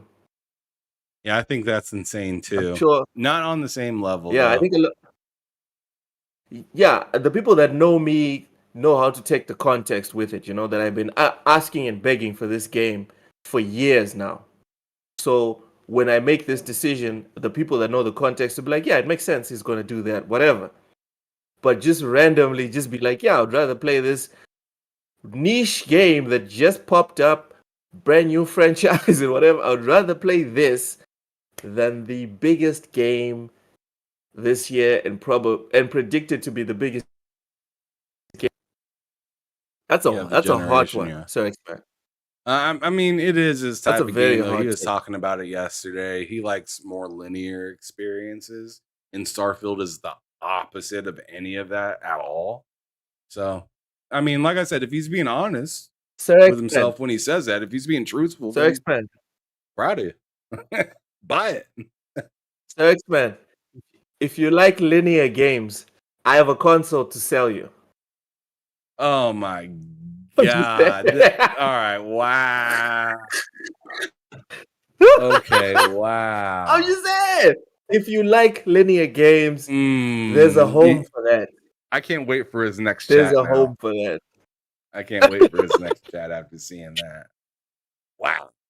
Rachie said it's sad a game is considered a failure if it doesn't sell 10 million copies. The problem is 10 million copies when it's selling at $20 a pop compared to 2 million copies when it's going for $70 a pop. Totally different metrics. The reception in-house at most devs or most publishers, completely different. Those two outcomes are completely different. All right. I think we're good. We're good on the whole Tekken 8 thing. That we went really left from that one. We're talking about Tekken 8. Found ourselves talking about skipping Immortals. Thanks, Sir X-Man. Appreciate it. Oh, they're putting Mortal Kombat on. I'm probably not gonna get this one. This one, I think Flemish is gonna get Mortal Kombat, and then I'll sample it for a week or two, and then go back to Starfield. Okay, let's move on to the next topic, Cam. Ubisoft canceled a sequel to Immortals Phoenix Rising.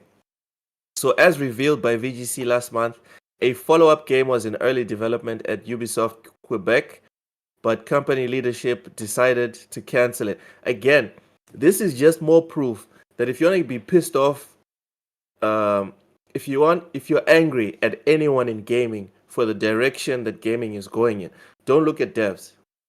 It's the company leadership, the CEOs, the directors, the managers. These are the people that are making decisions. We're not going to focus on single player games. We're not going to focus on good stories. We're not going to focus on key mechanics. The only mechanics we care about is the in-game shop. These are the people that make that happen, not devs. All right? Going back to the article. Company leadership ultimately decided to cancel it earlier this month due to perceived challenges around establishing the IP. Uh-huh. According to Axios report, the sequel codenamed Oxygen was going to be set in a fictionalized interpretation of the Polynesian archipelago, covering such locations as New Zealand, Tahiti, Easter Island, and Hawaii. The protagonist would have been able to gain elemental powers from Polynesian gods and would be able to shapeshift while gaining new tattoos based on the choices made throughout the game's story. This sounds so good. Rather than I know filling the open world. Ubisoft has this banger idea, and they're just like, nah. Bro. This is just so bad, so bad. Rather than filling the open world with quest markers and indicators on where to go next, the plan for Oxygen was to remove a lot of these markers and make the player figure out themselves where to go by tracking animals, studying the position of stars, or following the wind. One source told Axios that Elden Ring was a key inspiration for the project because it too dropped players into a hostile world without obvious advice on where to go. Oh my goodness. Ham. Let's pour one out. Pour one out for another good game concept that died. Also, microtransactions could get even bigger. What's your take on this? Go ahead. It is absolutely tragic because I enjoyed the first Immortals Phoenix Rising. And it sounds like what they were doing is making a more realistic, but less Ubisofty, like was it like it didn't seem like they were. It seems like they were getting away from the like stamp of a Ubisoft regular kind of Assassin's Creed style game or whatever, and they were really going to go into a totally new kind of look. It's just kind of like I'm interested in why they canceled it. I mean, I know you say like the whole microtransaction thing and whatnot, but I'm wondering if they really canceled it possibly because of maybe the scope of the game was just maybe just so wild that they couldn't center it. Because it sounds really wild. It sounds like it has a lot of new aspects and new ways to play that maybe they might not be familiar with getting stapled into the game. With things like with Elden Ring and with Ghost of Tsushima, we have all the evidence that people will buy a game that doesn't have clear markers of filling up your screen because they can either follow the wind, or even if they have nothing on the screen with Elden Ring, you can make the markers in game. Remember how in Elden Ring, as soon as you walk out, you can see the freaking Erd tree. You can see that, you know what? I need to figure out how to get over there. You know what I mean? You don't have to televise it or to telegraph it on a map that's permanently on the bottom left side, and then there's a big ass icon that is at the top left, on the top center of the screen. And then there's also another icon on the screen itself that's telling you go there.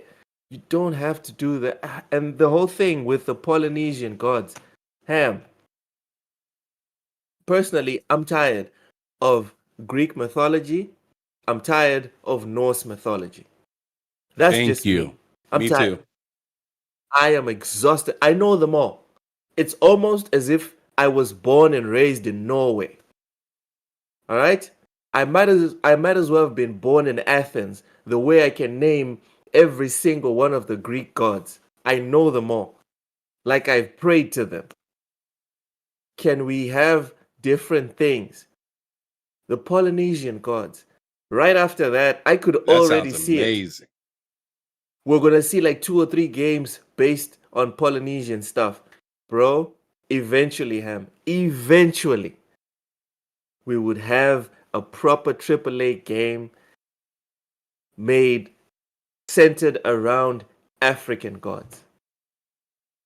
We just had to, take go around, take a trip to Polynesia first, then maybe go to Brazil, and then we jump all the way to Ghana or something. That's how I was seeing this thing, and these freaks canceled it. Just any form Watch of them make expanding is so necessary, right? yeah. Just any form of it, whether it's Polynesian, Mexican, or anything in Central America, India, Asian, Yes. like places Oh, in you did Asia get that's right. not used all the time. Japan. Yeah, Japan. somewhere other than Japan, right? Yeah. So like Let's just go to any kind Vietnam. of and any kind of extra like spotlight onto something that doesn't seem to get the spotlight, I feel like would do exactly what you're saying. It would knock down the dominoes. And after one good reception, we could get another good reception. Maybe not all of them hit, but at least that is kind of coming out, and it's I've not said this, it's not abnormal anymore. It's just like there. You know what I mean? Like books. Ham. I've said this before. One of my dream video game concepts would be a single player game, open world, obviously, where the protagonist is Shaka Zulu. That for me, Wow. that would be freaking awesome. Do you know who Shaka Zulu is? You talking about the artist? No, he is one Okay, of no, the you're talking most about the real famous thing. I don't know African the real kings. thing. All right. Um. Okay, so I will dedicate some time this Friday to educating everyone on who Shaka Zulu was, and essentially he was our version of freaking King Arthur or something. It's at least in like Southern Africa. So Heard it of would have him, been. but Oh, that's I my mean that's dream. why I was able to say the real one. I've heard of him, but I don't know his story. Mhm. It's a good story. It's a nice story.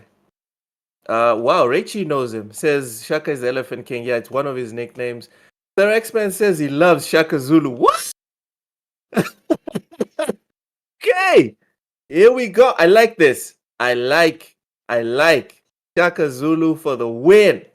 Let's go. Ham, look him up, bro. Look him up. So yeah, for me, this, like you said, Ham, this is a tragedy. This is sad.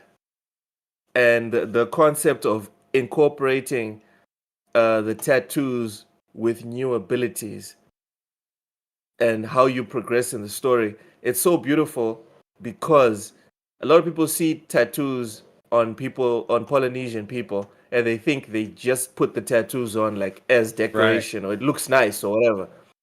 Those tattoos have meaning.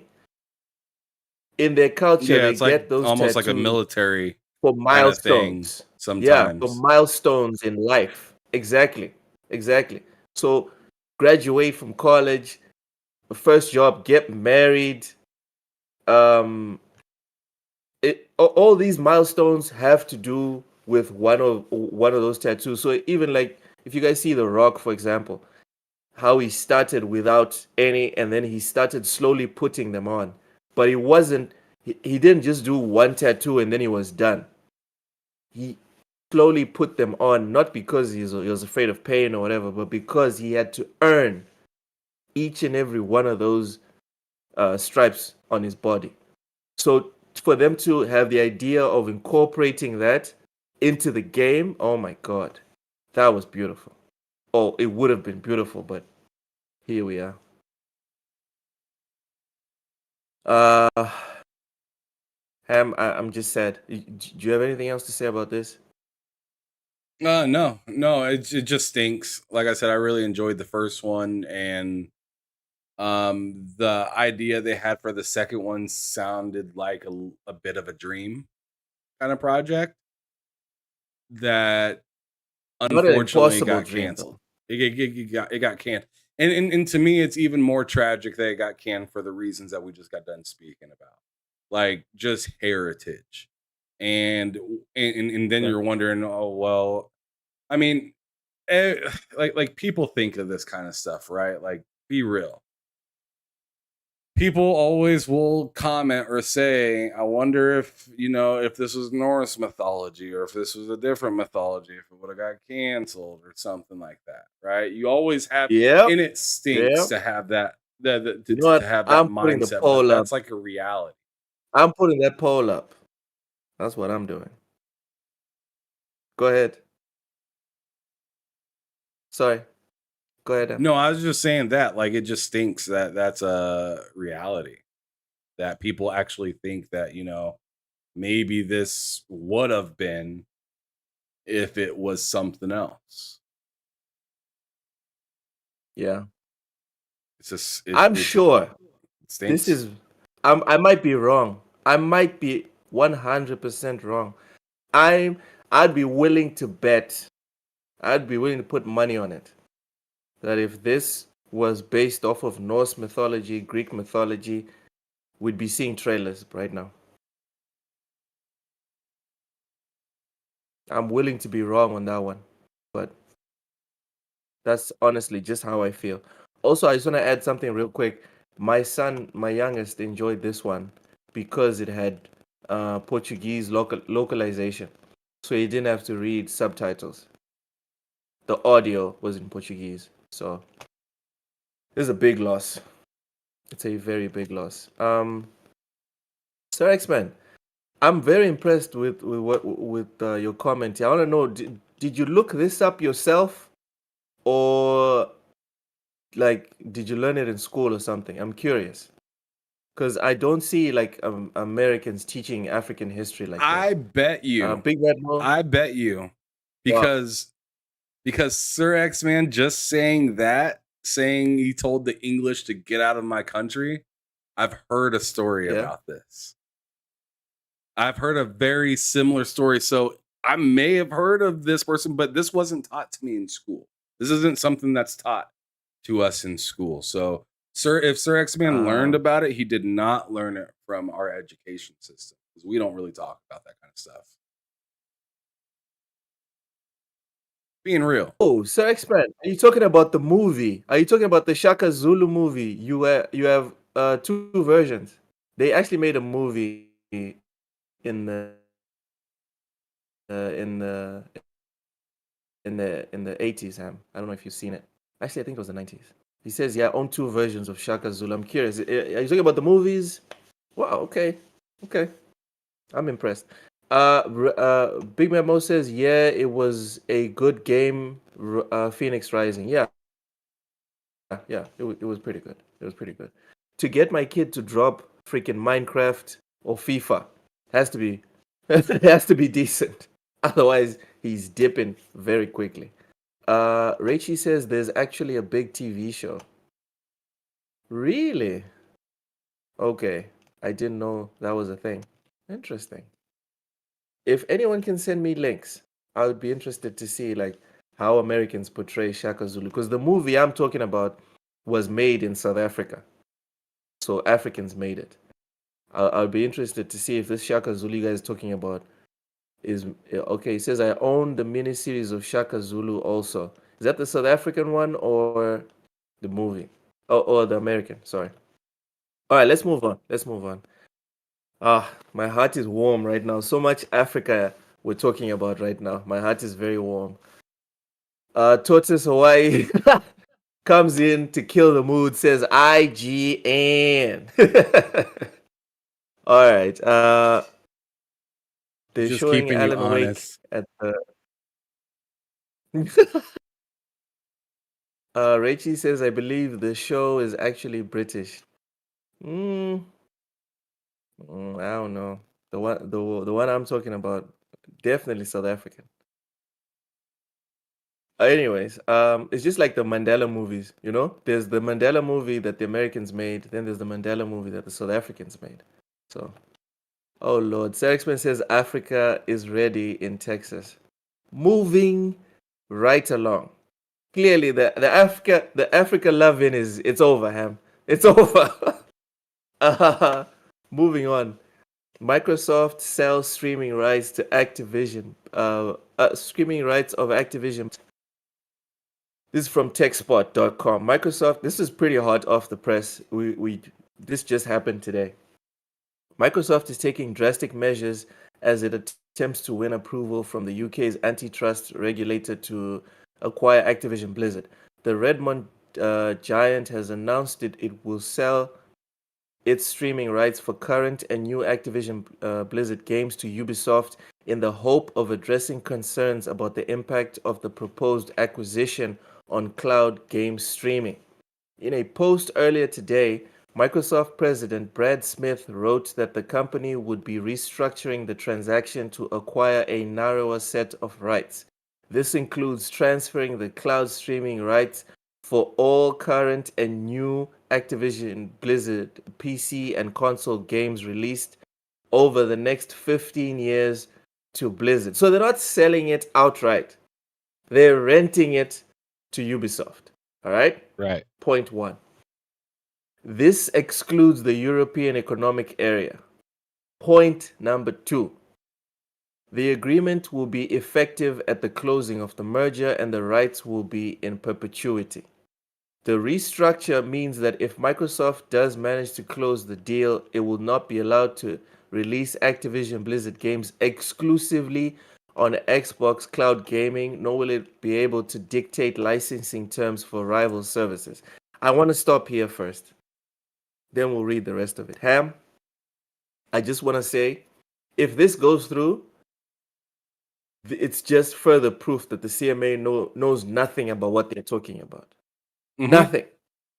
Nothing. This A lot of does people nothing reading to this and thinking that they're not going to be able to play on cloud for Activision games, and I'm like, that's not what it's saying. You will be able to play on cloud. The door is just going to be painted blue. It's not going to be painted green. That's it. But the door is still there. This does nothing. First off, Xbox is just saying Ubisoft will be the gatekeeper for the games for the next 15 years. Yep. Ubisoft It's just more people can share it. Basically, Ubisoft is just the middleman to make sure Microsoft, for the next 15 years, does not monopolize access to Activision games. Let me read the rest of it, because the rest of it is just laughable. The agreement will also allow Ubisoft to control licensing and pricing of Activision games on cloud game streaming services, including those running on non-Windows operating systems. Smith wrote that the French company will compensate Microsoft for cloud streaming rights to Activision Blizzard's game through a one-off payment, and through a market-based wholesale pricing mechanism, including an option that supports pricing based on usage. Ubisoft's own announcement confirms that the complete and upcoming slate of Activision Blizzard games will be coming to Ubisoft Plus with a single subscription to Ubisoft Plus multi-access. Players will receive access to Ubisoft and Activision Blizzard games across multiple platforms, including PC, Xbox, and Amazon Luna, and on PlayStation platform through Ubisoft Plus Classics. Ham, this is the biggest nothing burger I've ever seen. You know what this is? And you know I've been supporting Microsoft this whole time. Go ahead. You know what this partially is a segue for Sony not to be able to have to use Microsoft as the direct payment for something like Call of Duty or something like that, right? Yes. So this is almost like so a the meme mask. dies. This is exactly what you said, Logan. It's painting the door blue. It's the same thing, except it's you paying Pat instead of Peter, but he's still paying Paul. You know what I'm saying? It's It's the essentially same thing. Ham, it's essentially, I don't want to give Cozy Beluga money because I look bad. Let's say I'm PlayStation, Cozy is Xbox, right? I don't want to give Cozy money. I'm going to give you money, and then you are going to give Cozy money. That's what's happening right now. Yeah, but it's like, tell your brother to pass the potatoes because I don't want to talk to the dad. The dad's right next to the potatoes. You know what I'm saying? He can reach over and grab it and hand it to the mama, but no, he's going to say the brother needs to do it. Instead, it's literally just semantics to say that. And in my opinion, at the end of the day, this is possibly the way that the CMA can say we made change. We did something. We did something. We're unlike the FTC. We did something. We didn't bend the knee. We didn't bend the knee. Ham, yeah, Pixelbit hit it on the nail. He said you still have to give Cozy money if you want the local native version of those games. Exactly. For me, right? If the CMA is serious, and disclaimer, I've always been behind Xbox when it comes to this acquisition specifically. I think it's fine. Let them do what they want to do. All right? They have the money, whatever. For me, I'm more concerned about the CMA's reaction. Because if the CMA is genuine about this, Ham, if they're serious about the long-term effects of cloud gaming, they should reject this proposal. That's what they should do. Because first off, Microsoft is not selling. You see, even this title is lying to us. The title says Microsoft will sell streaming rights. Microsoft will rent streaming rights to Ubisoft. Just because you're renting something, just because you have full control of this controller, just because I drop it off at your house and you can use it for the next 10 years, but you haven't bought it and you pay me $1 every single month, you're renting it, bro. I have not sold this to you. I have not sold this to you. So for the next 15 years, sure.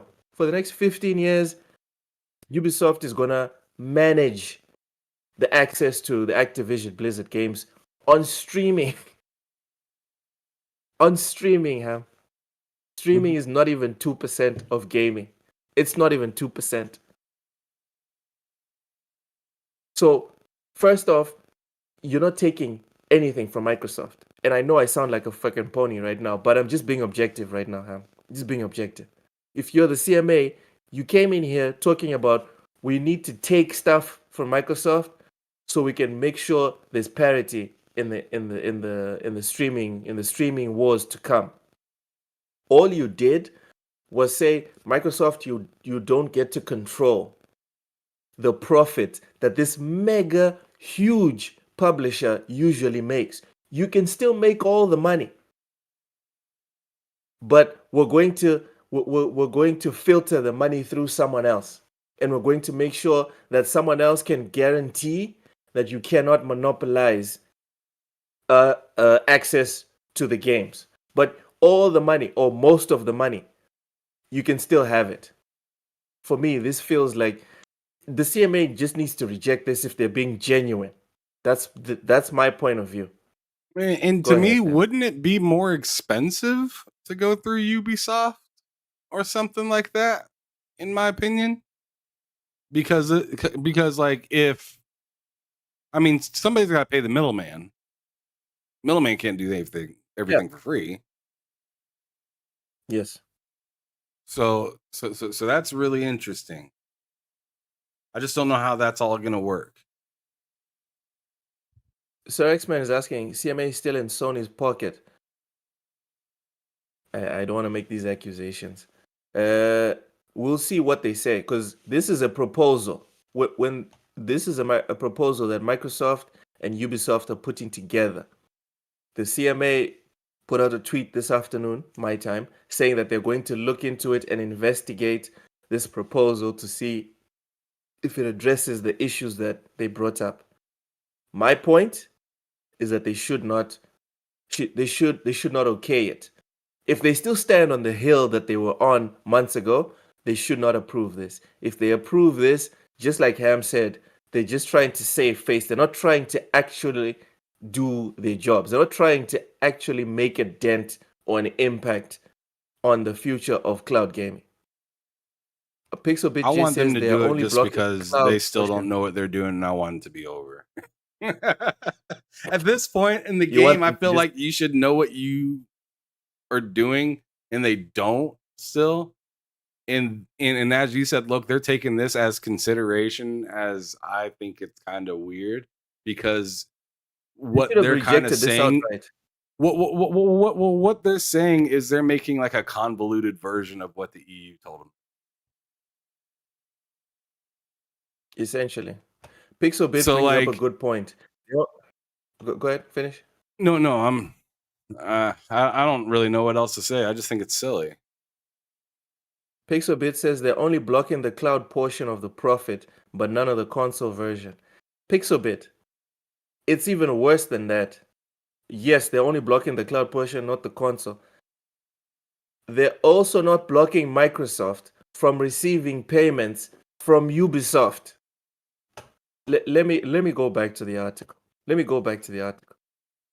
Smith, right? Brad Smith said Ubisoft will compensate Microsoft for the cloud streaming rights to Activision Blizzard's game through a one-off payment. Right? That's that's point one of compensation that Microsoft will get. Right? We don't know how much that payment is right now. 2, through a market-based wholesale pricing mechanism.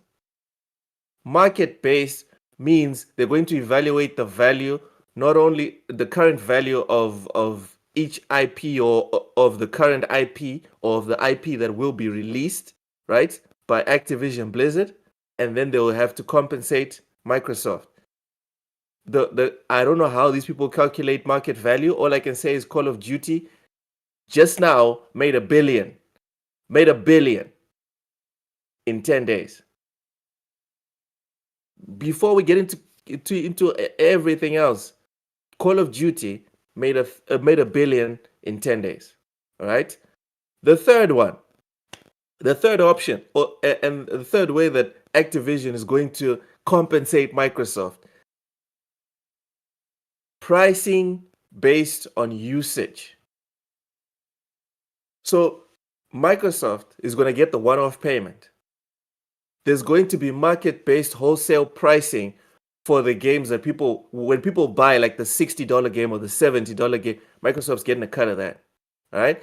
And then there's going to be pricing based on usage, which means the hours and hours and hours that people are putting in grinding battle passes and whatever on COD, Microsoft's getting some money from that as well.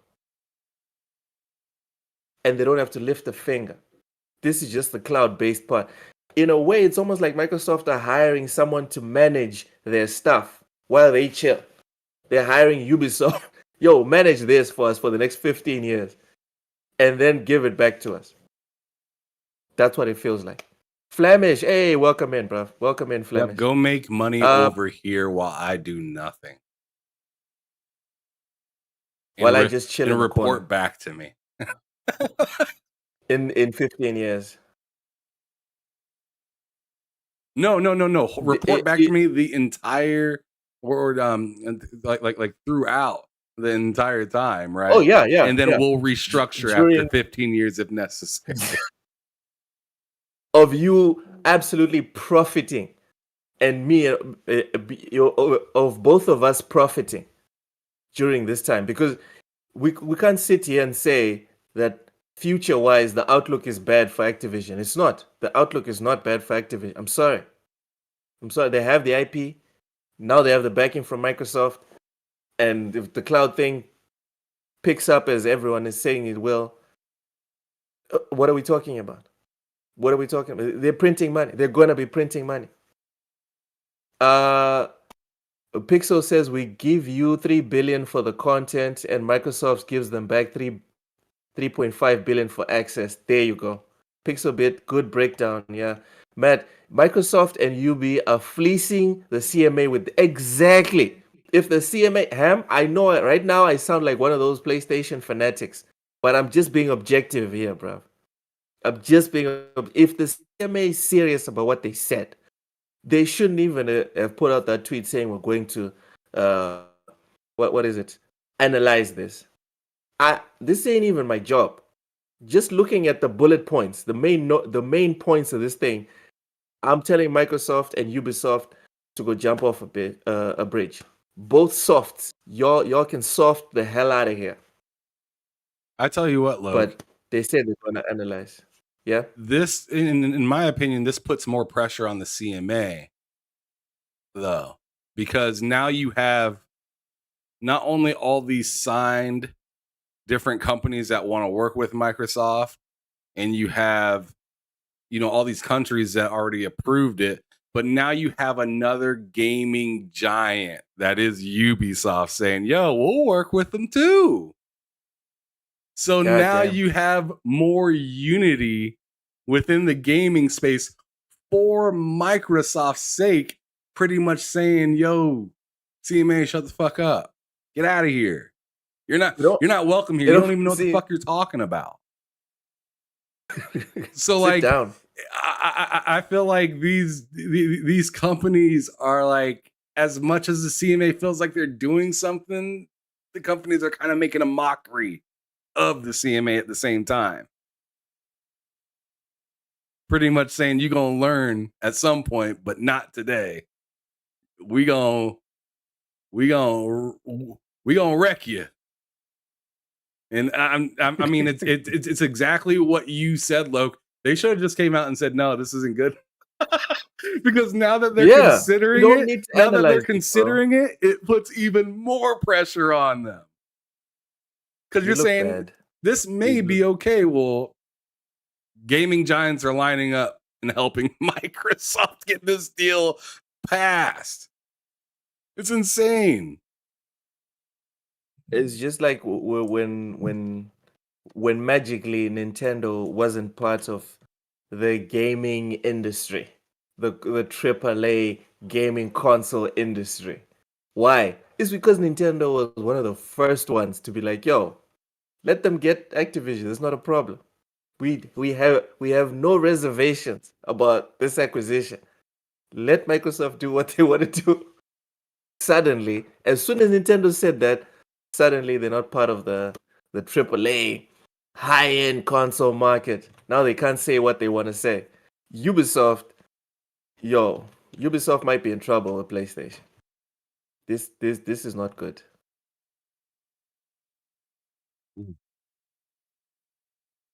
This is not good at all. Let's go to the chat real quick. Raichi, Attack on.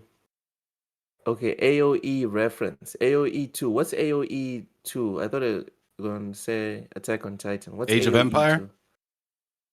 Oh, okay. Age of Empires 2 reference. The Frank broke the alliance with the English. They are now allied with the States. Literally, that's what just happened. That is exactly what just happened. Pixelbit says PlayStation already signed on. No. PlayStation signed on for Ubisoft Plus. They didn't sign on to all this. No. Mm-mm. Well, they did sign the contract with Microsoft, so it's panicking.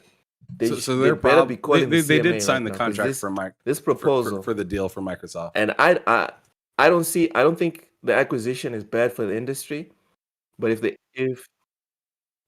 CMA means what they said, if they mean it, right? They need to just reject this outright, because this changes nothing, bro.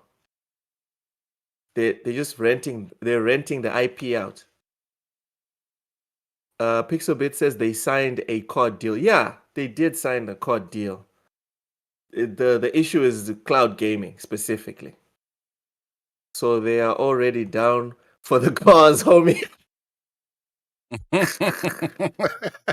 Oh man. Hey. That Love it. FTC loss was demoralizing. That was demoralizing. I don't blame them for folding after the FTC. That looked terrible. I'm actually kind of surprised the CMA still got up to fight. Honestly. Reichi says Attack on Titan, Loke 7, the anime influence is strong on this. Hey, dude, I love me some anime. Like, I love me some anime. I'm watching Hunter x Hunter as we speak. And I tried to get my son to jump on it, but he's not a big fan. But he's watching Captain Tsubasa right now. So progress. He's at least watching some type of anime. That's something. All right. CMA, make sure you don't get bagged. All right, focus. CMA, focus. Ham, I'm done. You good? Yeah. All right. Let's move on. Black Myth Wukong gameplay, preview gameplay. This is from IGN. No longer our dear beloved, just IGN. Since Black Myth Wukong released its first trailer 3 years ago, every year on August 20th, the developer Game Science has shown something new about the development progress of the game. However, what's different this year is that we finally got to play it. Game Science held a large scale Black Myth Wukong hands-on in Hangzhou, China, inviting over 1,000 players from all over the country to personally play the latest trial version of this anticipated action RPG. This 45-minute demo provided 3 different boss fights and a relatively complete chapter experience. Ham? Black Myth Wukong reminds me of that. Remember that samurai game that people were talking about? It's probably vaporware. That's what this game reminds me of. Like, I'm sitting here and I'm thinking, is this real? Is this an actual game? Will we actually get to press buttons and things happen? What are your thoughts on Black Myth Wukong? I thought it looked pretty dope. I ain't gonna lie. I thought it looked Looks pretty too slick. dope. So I just need to see more on it. Because I don't know where to put it level wise with other games and stuff like that, but I just thought it looked interesting, and that's kind of as far as I want to talk about with that game right now. It kind of reminds me, now that I'm like kind of looking at it, it kind of just reminds me of Wolong, but cleaner, much more specific. I liked Wolong a lot. So I if this thing, struggled with if Wolong. It this game looked can be nice. something like It Wolong, was then I'd fun. like it. But the problem is, I doubt this game will be co-op. So that's the Yeah, one probably thing that not. Wolong has on it. Probably not. No, it looks very single player, which is fine. Ham, this game looks too good. Again, I will say it again. This game looks too good to be true. I'm sorry. This is like Sekiro levels of gameplay, but with like graphics from, I don't know, the freaking God of War or something. It's not. And then you can turn into almost any animal, like bees and stuff. I find it hard to believe this thing exists. Oh Pixelbit says man, the I fighting totally believe looks it. better than Wolong. Yes, it does look better. You believe that it's real. Yeah, yeah. Like I said, it It looks will like a come out and we'll cleaner get like version a of proper. Wolong, except it's not multiplayer. If this thing comes out, man, Jesus, it's another Elden Ring for me to like buy and then not finish because I read something about the difficulty there's no difficulty scaling. So if you want to beat this game, you're gonna have to actually beat it. Um, Reichi says, I hope Sun Wukong will be the same um, asshole as the Travel of the West, as the Travel of the West novel. Yeah, apparently he's a douche. I think I saw like a couple animes actually, or like cartoons that depicted this character, and he was a big prankster, big prankster.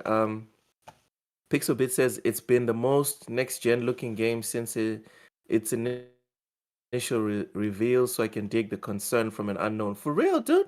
This is not. It's not even like we've seen games from these people. It's their first title that we've seen, and we're just gonna believe that this is for real.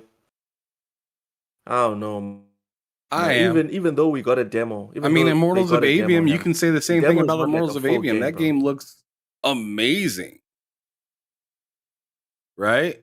And it's that studio's first time making a game Fact. together. So, like, Fact. Yeah.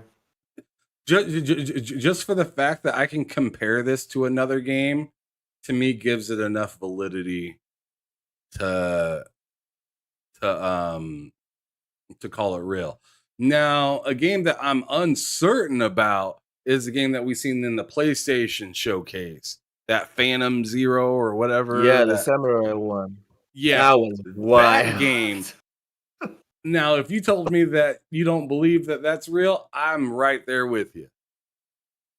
Because the fighting and stuff that they were doing in that game, it just didn't make any sense for that to be real. That was crazy. It's like this has to be like a movie or a cutscene or something. Can't be in game, dude. Matt Likes Game says that's what folks said about Atomic Heart gameplay during the trailers. The game was spot on to what we saw. That's true. I still remember looking at Atomic Heart and being like, I don't know, man. It's true. I liked Atomic Heart. Pixel, I love the aging mechanic, but I imagine I will suck at this. Yeah, Atomic Heart, it looked good. I still haven't played it. I only got it because you recommended it. Flammy says, just looks like a very passionate studio. Hey. Ooh, yes. Reichi says, Bright Memory was made by a single Chinese. Don't underestimate them. That is true. Bright Memory is another game that I was like, that looks like vaporware. Right. And it came out and it was an actual game. It was short. It was short, but it was an actual game. So there's definitely something to be said about that. Mr. 7 Digit, bro, Immortals looks amazing on PC if you can run it.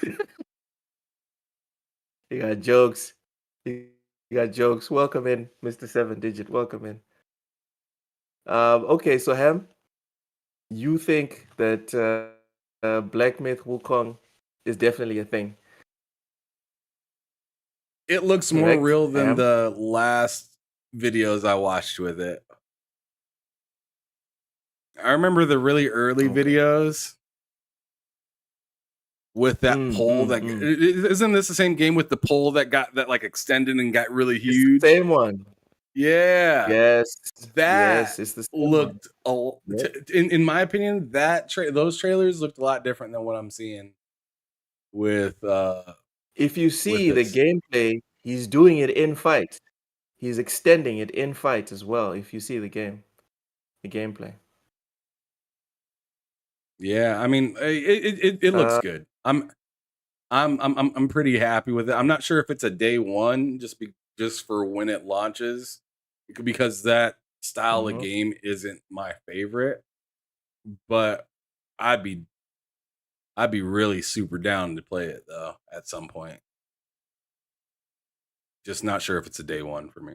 All right, y'all make sure to smash the like button, y'all. Come on, smash the like button. I think I'm willing to get egg on my face when it finally comes out and then wins Game of the Year, etc., etc. But right now, this feels like vaporware to me.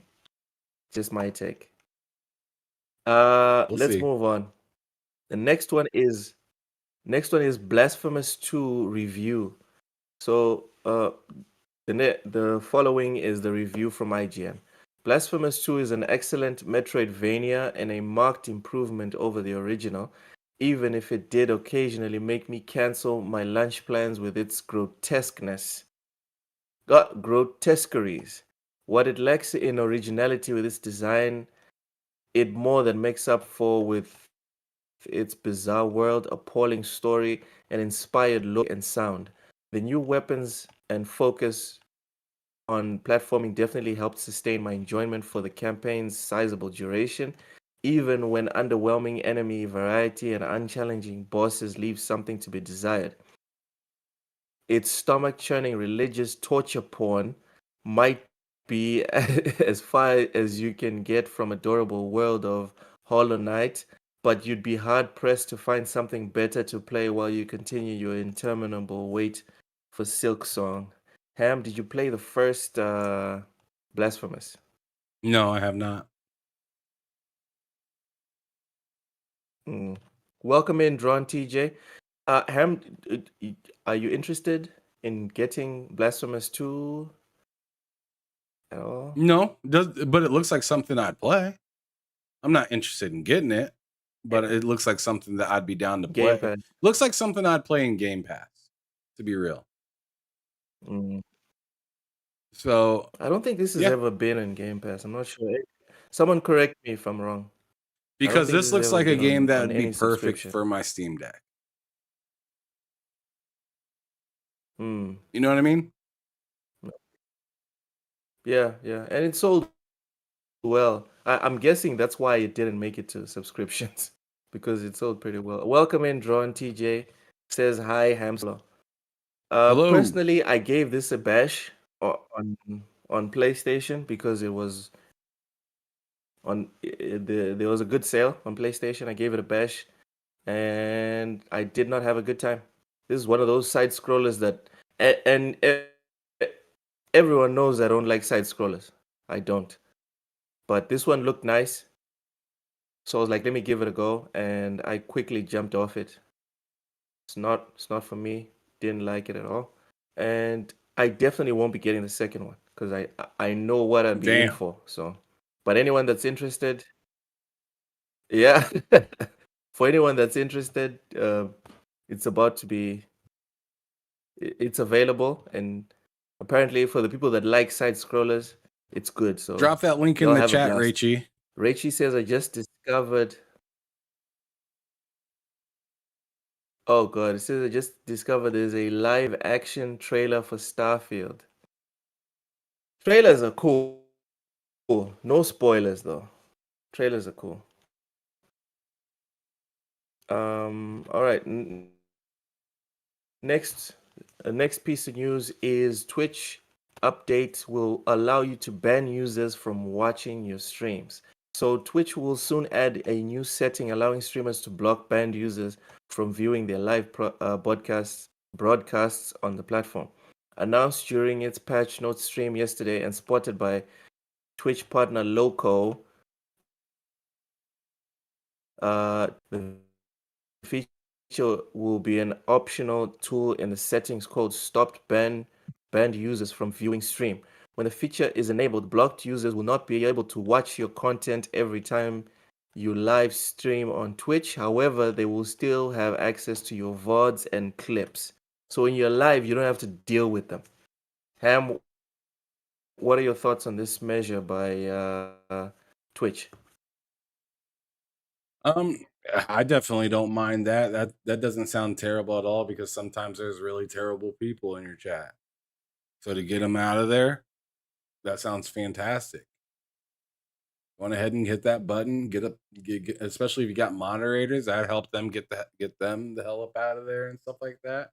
Um, yeah, I don't mind it. I like it. More freedom to the Well, person that's actually the creator. Do you not Matt, like it? Matt says sent you a link for it, Ham. What about me? I don't need to see Matt. What's happening? I don't need to see the trailer. Come on, come on, Ham. I don't No, I'm like gonna it. put I'm gonna It put it feels up on here. ineffective. What is stopping? Uh, what is stopping toxic person number 8 from making a new account? Toxic person number 9. What's stopping them? I mean, there's people literally making thousands of accounts for Starfield. Is it really that hard for these griefers to be making accounts just to piss off people that they really dislike on Twitch? That's my question.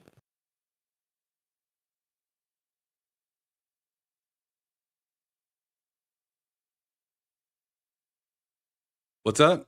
I'm sorry, I You was still trying to there? do this.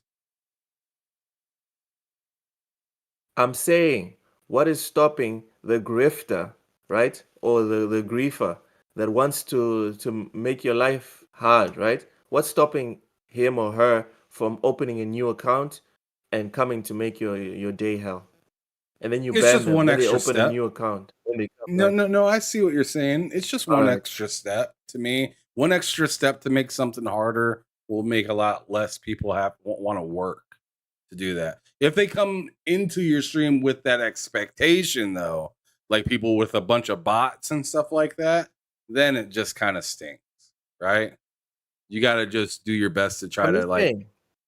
take them out or whatnot. But a lot of people don't have that type of access, though, to be hateful and have the ability to have 100 or thousands of accounts just attacking you and You whatnot. only need Most people aren't one. doing that, You only need especially the one ones that click. want to come in and troll for just a little bit. Like a lot of people aren't going to do that much work to do it. Sure, is it available? Sure, but yeah, I don't know. All right. Mr. Seven Digits, it says some dude uploaded the first 40 minutes of the game on YouTube and he showed off the physical game and collector's edition for Xbox. ZeniMax got that man up out of here quick. People that do that, man, I don't even know what to say to you, honestly. Like even I didn't like The Last of Us Part 2, but I didn't enjoy people spoiling it. You know what I mean? For those that Yeah, actually wanted to play the game. I think it's just wrong. You know, you're not interested, you don't like it, whatever. You're enjoying it, bro. Make as much content as you can right now, okay? And then as soon as the 31st rolls around the corner, just start uploading. Be the first one. Be the second guy to upload. Just do that. But don't be doing it when it's not time. That's not fair.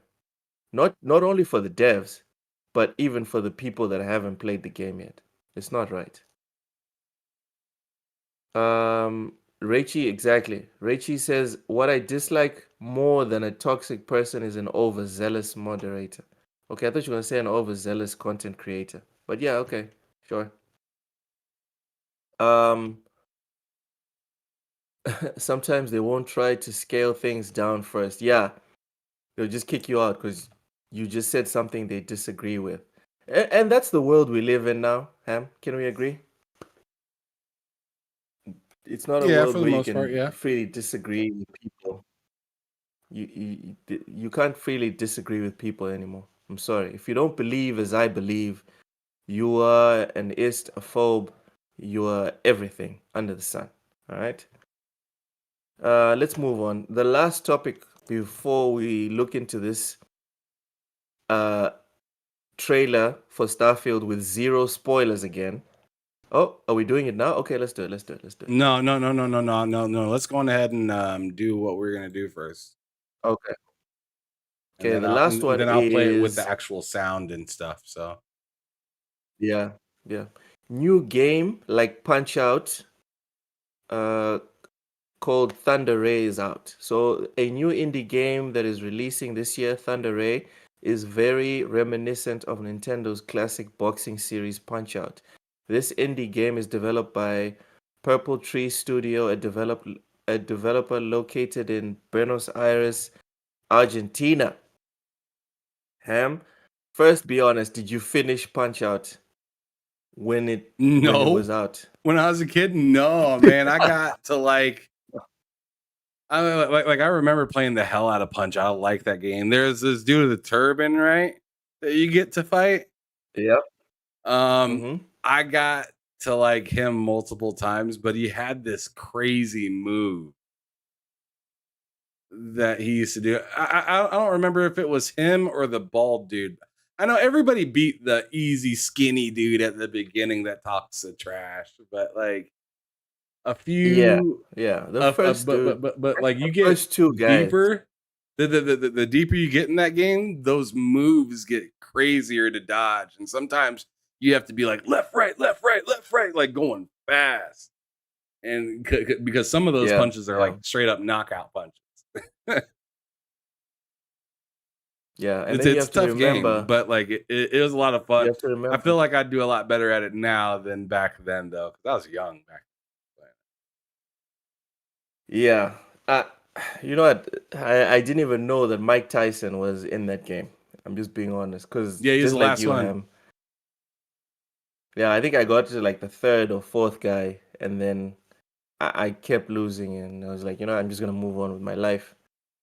For the people that actually beat Punch Out at the time, yo, kudos to you, brother. Or sister. Or sister. But I didn't do it. Clearly Ham didn't do it, so.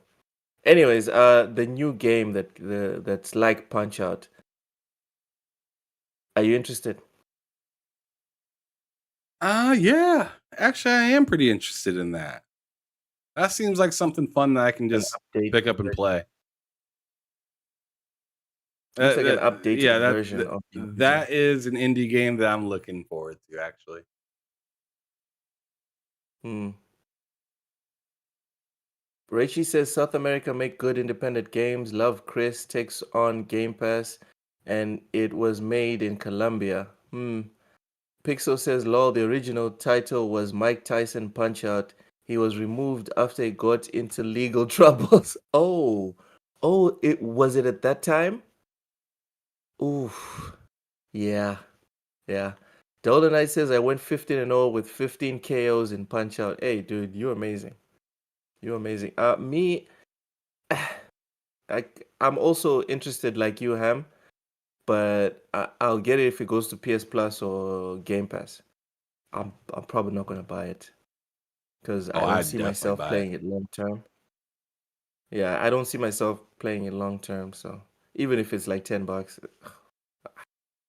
I know I'm just gonna dabble in it, and then I'm gonna uninstall it and never play it again. Unless I really like it when I play it on PS Plus or on Game Pass, then I'll buy it. But from the looks of it, it looks like just 15 or 20 minutes of my time, and then I'll never see it again.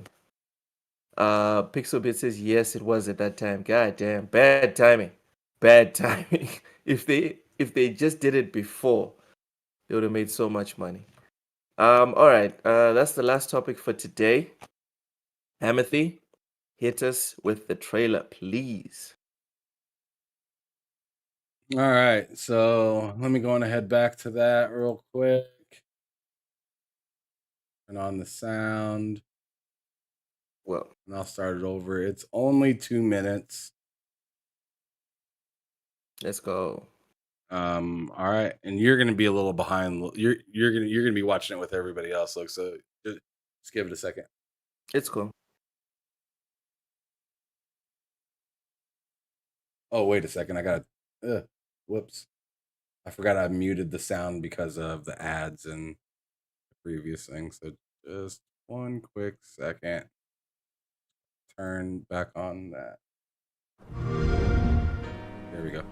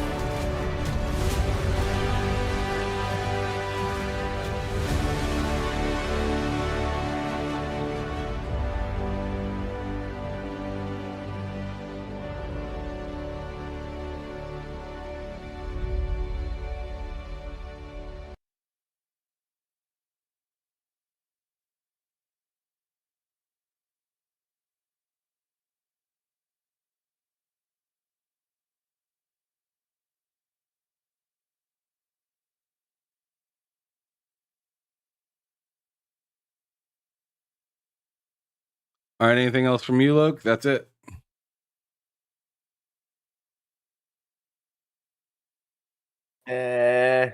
Whatever. I just want to say, Mr. 7-bit, Mr. 7-digit. That's not necessary. That was mean, bro. That was very mean. He says the girl is an example of Loke. He won't be blasting off with us in a week. That's messed up, dog. No, really, it's Kate Meg says because he's going on vacation the day Starfield comes out, which is tragic. God damn. Oof. Literally Apparently leaving the muted, is country that? the day the game comes out, so he's gonna come back to us all sweating and halfway into it, trying to peel ourselves up out of our chairs and whatnot. So yeah, funny. Pretty much. Pretty much. I'm actually negotiating with my boss. I want to take the week after Starfield comes out. That's I'm gonna take the week off for like vacation time. That's the plan. That's insane. Yeah. Other than that, what is it insane? That's a lot of time, but I'm proud of you. You need that time. You really do. Yeah, I do. I do. Anyways, for me, that's all it is. Take us out of here. All right, well, I appreciate everybody coming through, checking us out. I know we were going live during a showcase, so that may have kept some of you guys from coming in, right when we were going live or whatnot. But I appreciate all of the people that came through that were there during that time. And of course, I appreciate you guys that showed up like after the showcase or whatnot. I appreciate you regardless, as well as those that watch the show when we are not live here later. Just hit that like button. We'd appreciate that. If you're new here, hit that subscribe button. We will be, or TSWS Gaming will be back on Thursday with another episode of Behind Them Sticks, and then on Friday as well with with bull sitting with me, Loke. I think Cozy is still going to be training, but for her new job. But Matt Likes Games will be with us too. And we have a guest for his birthday.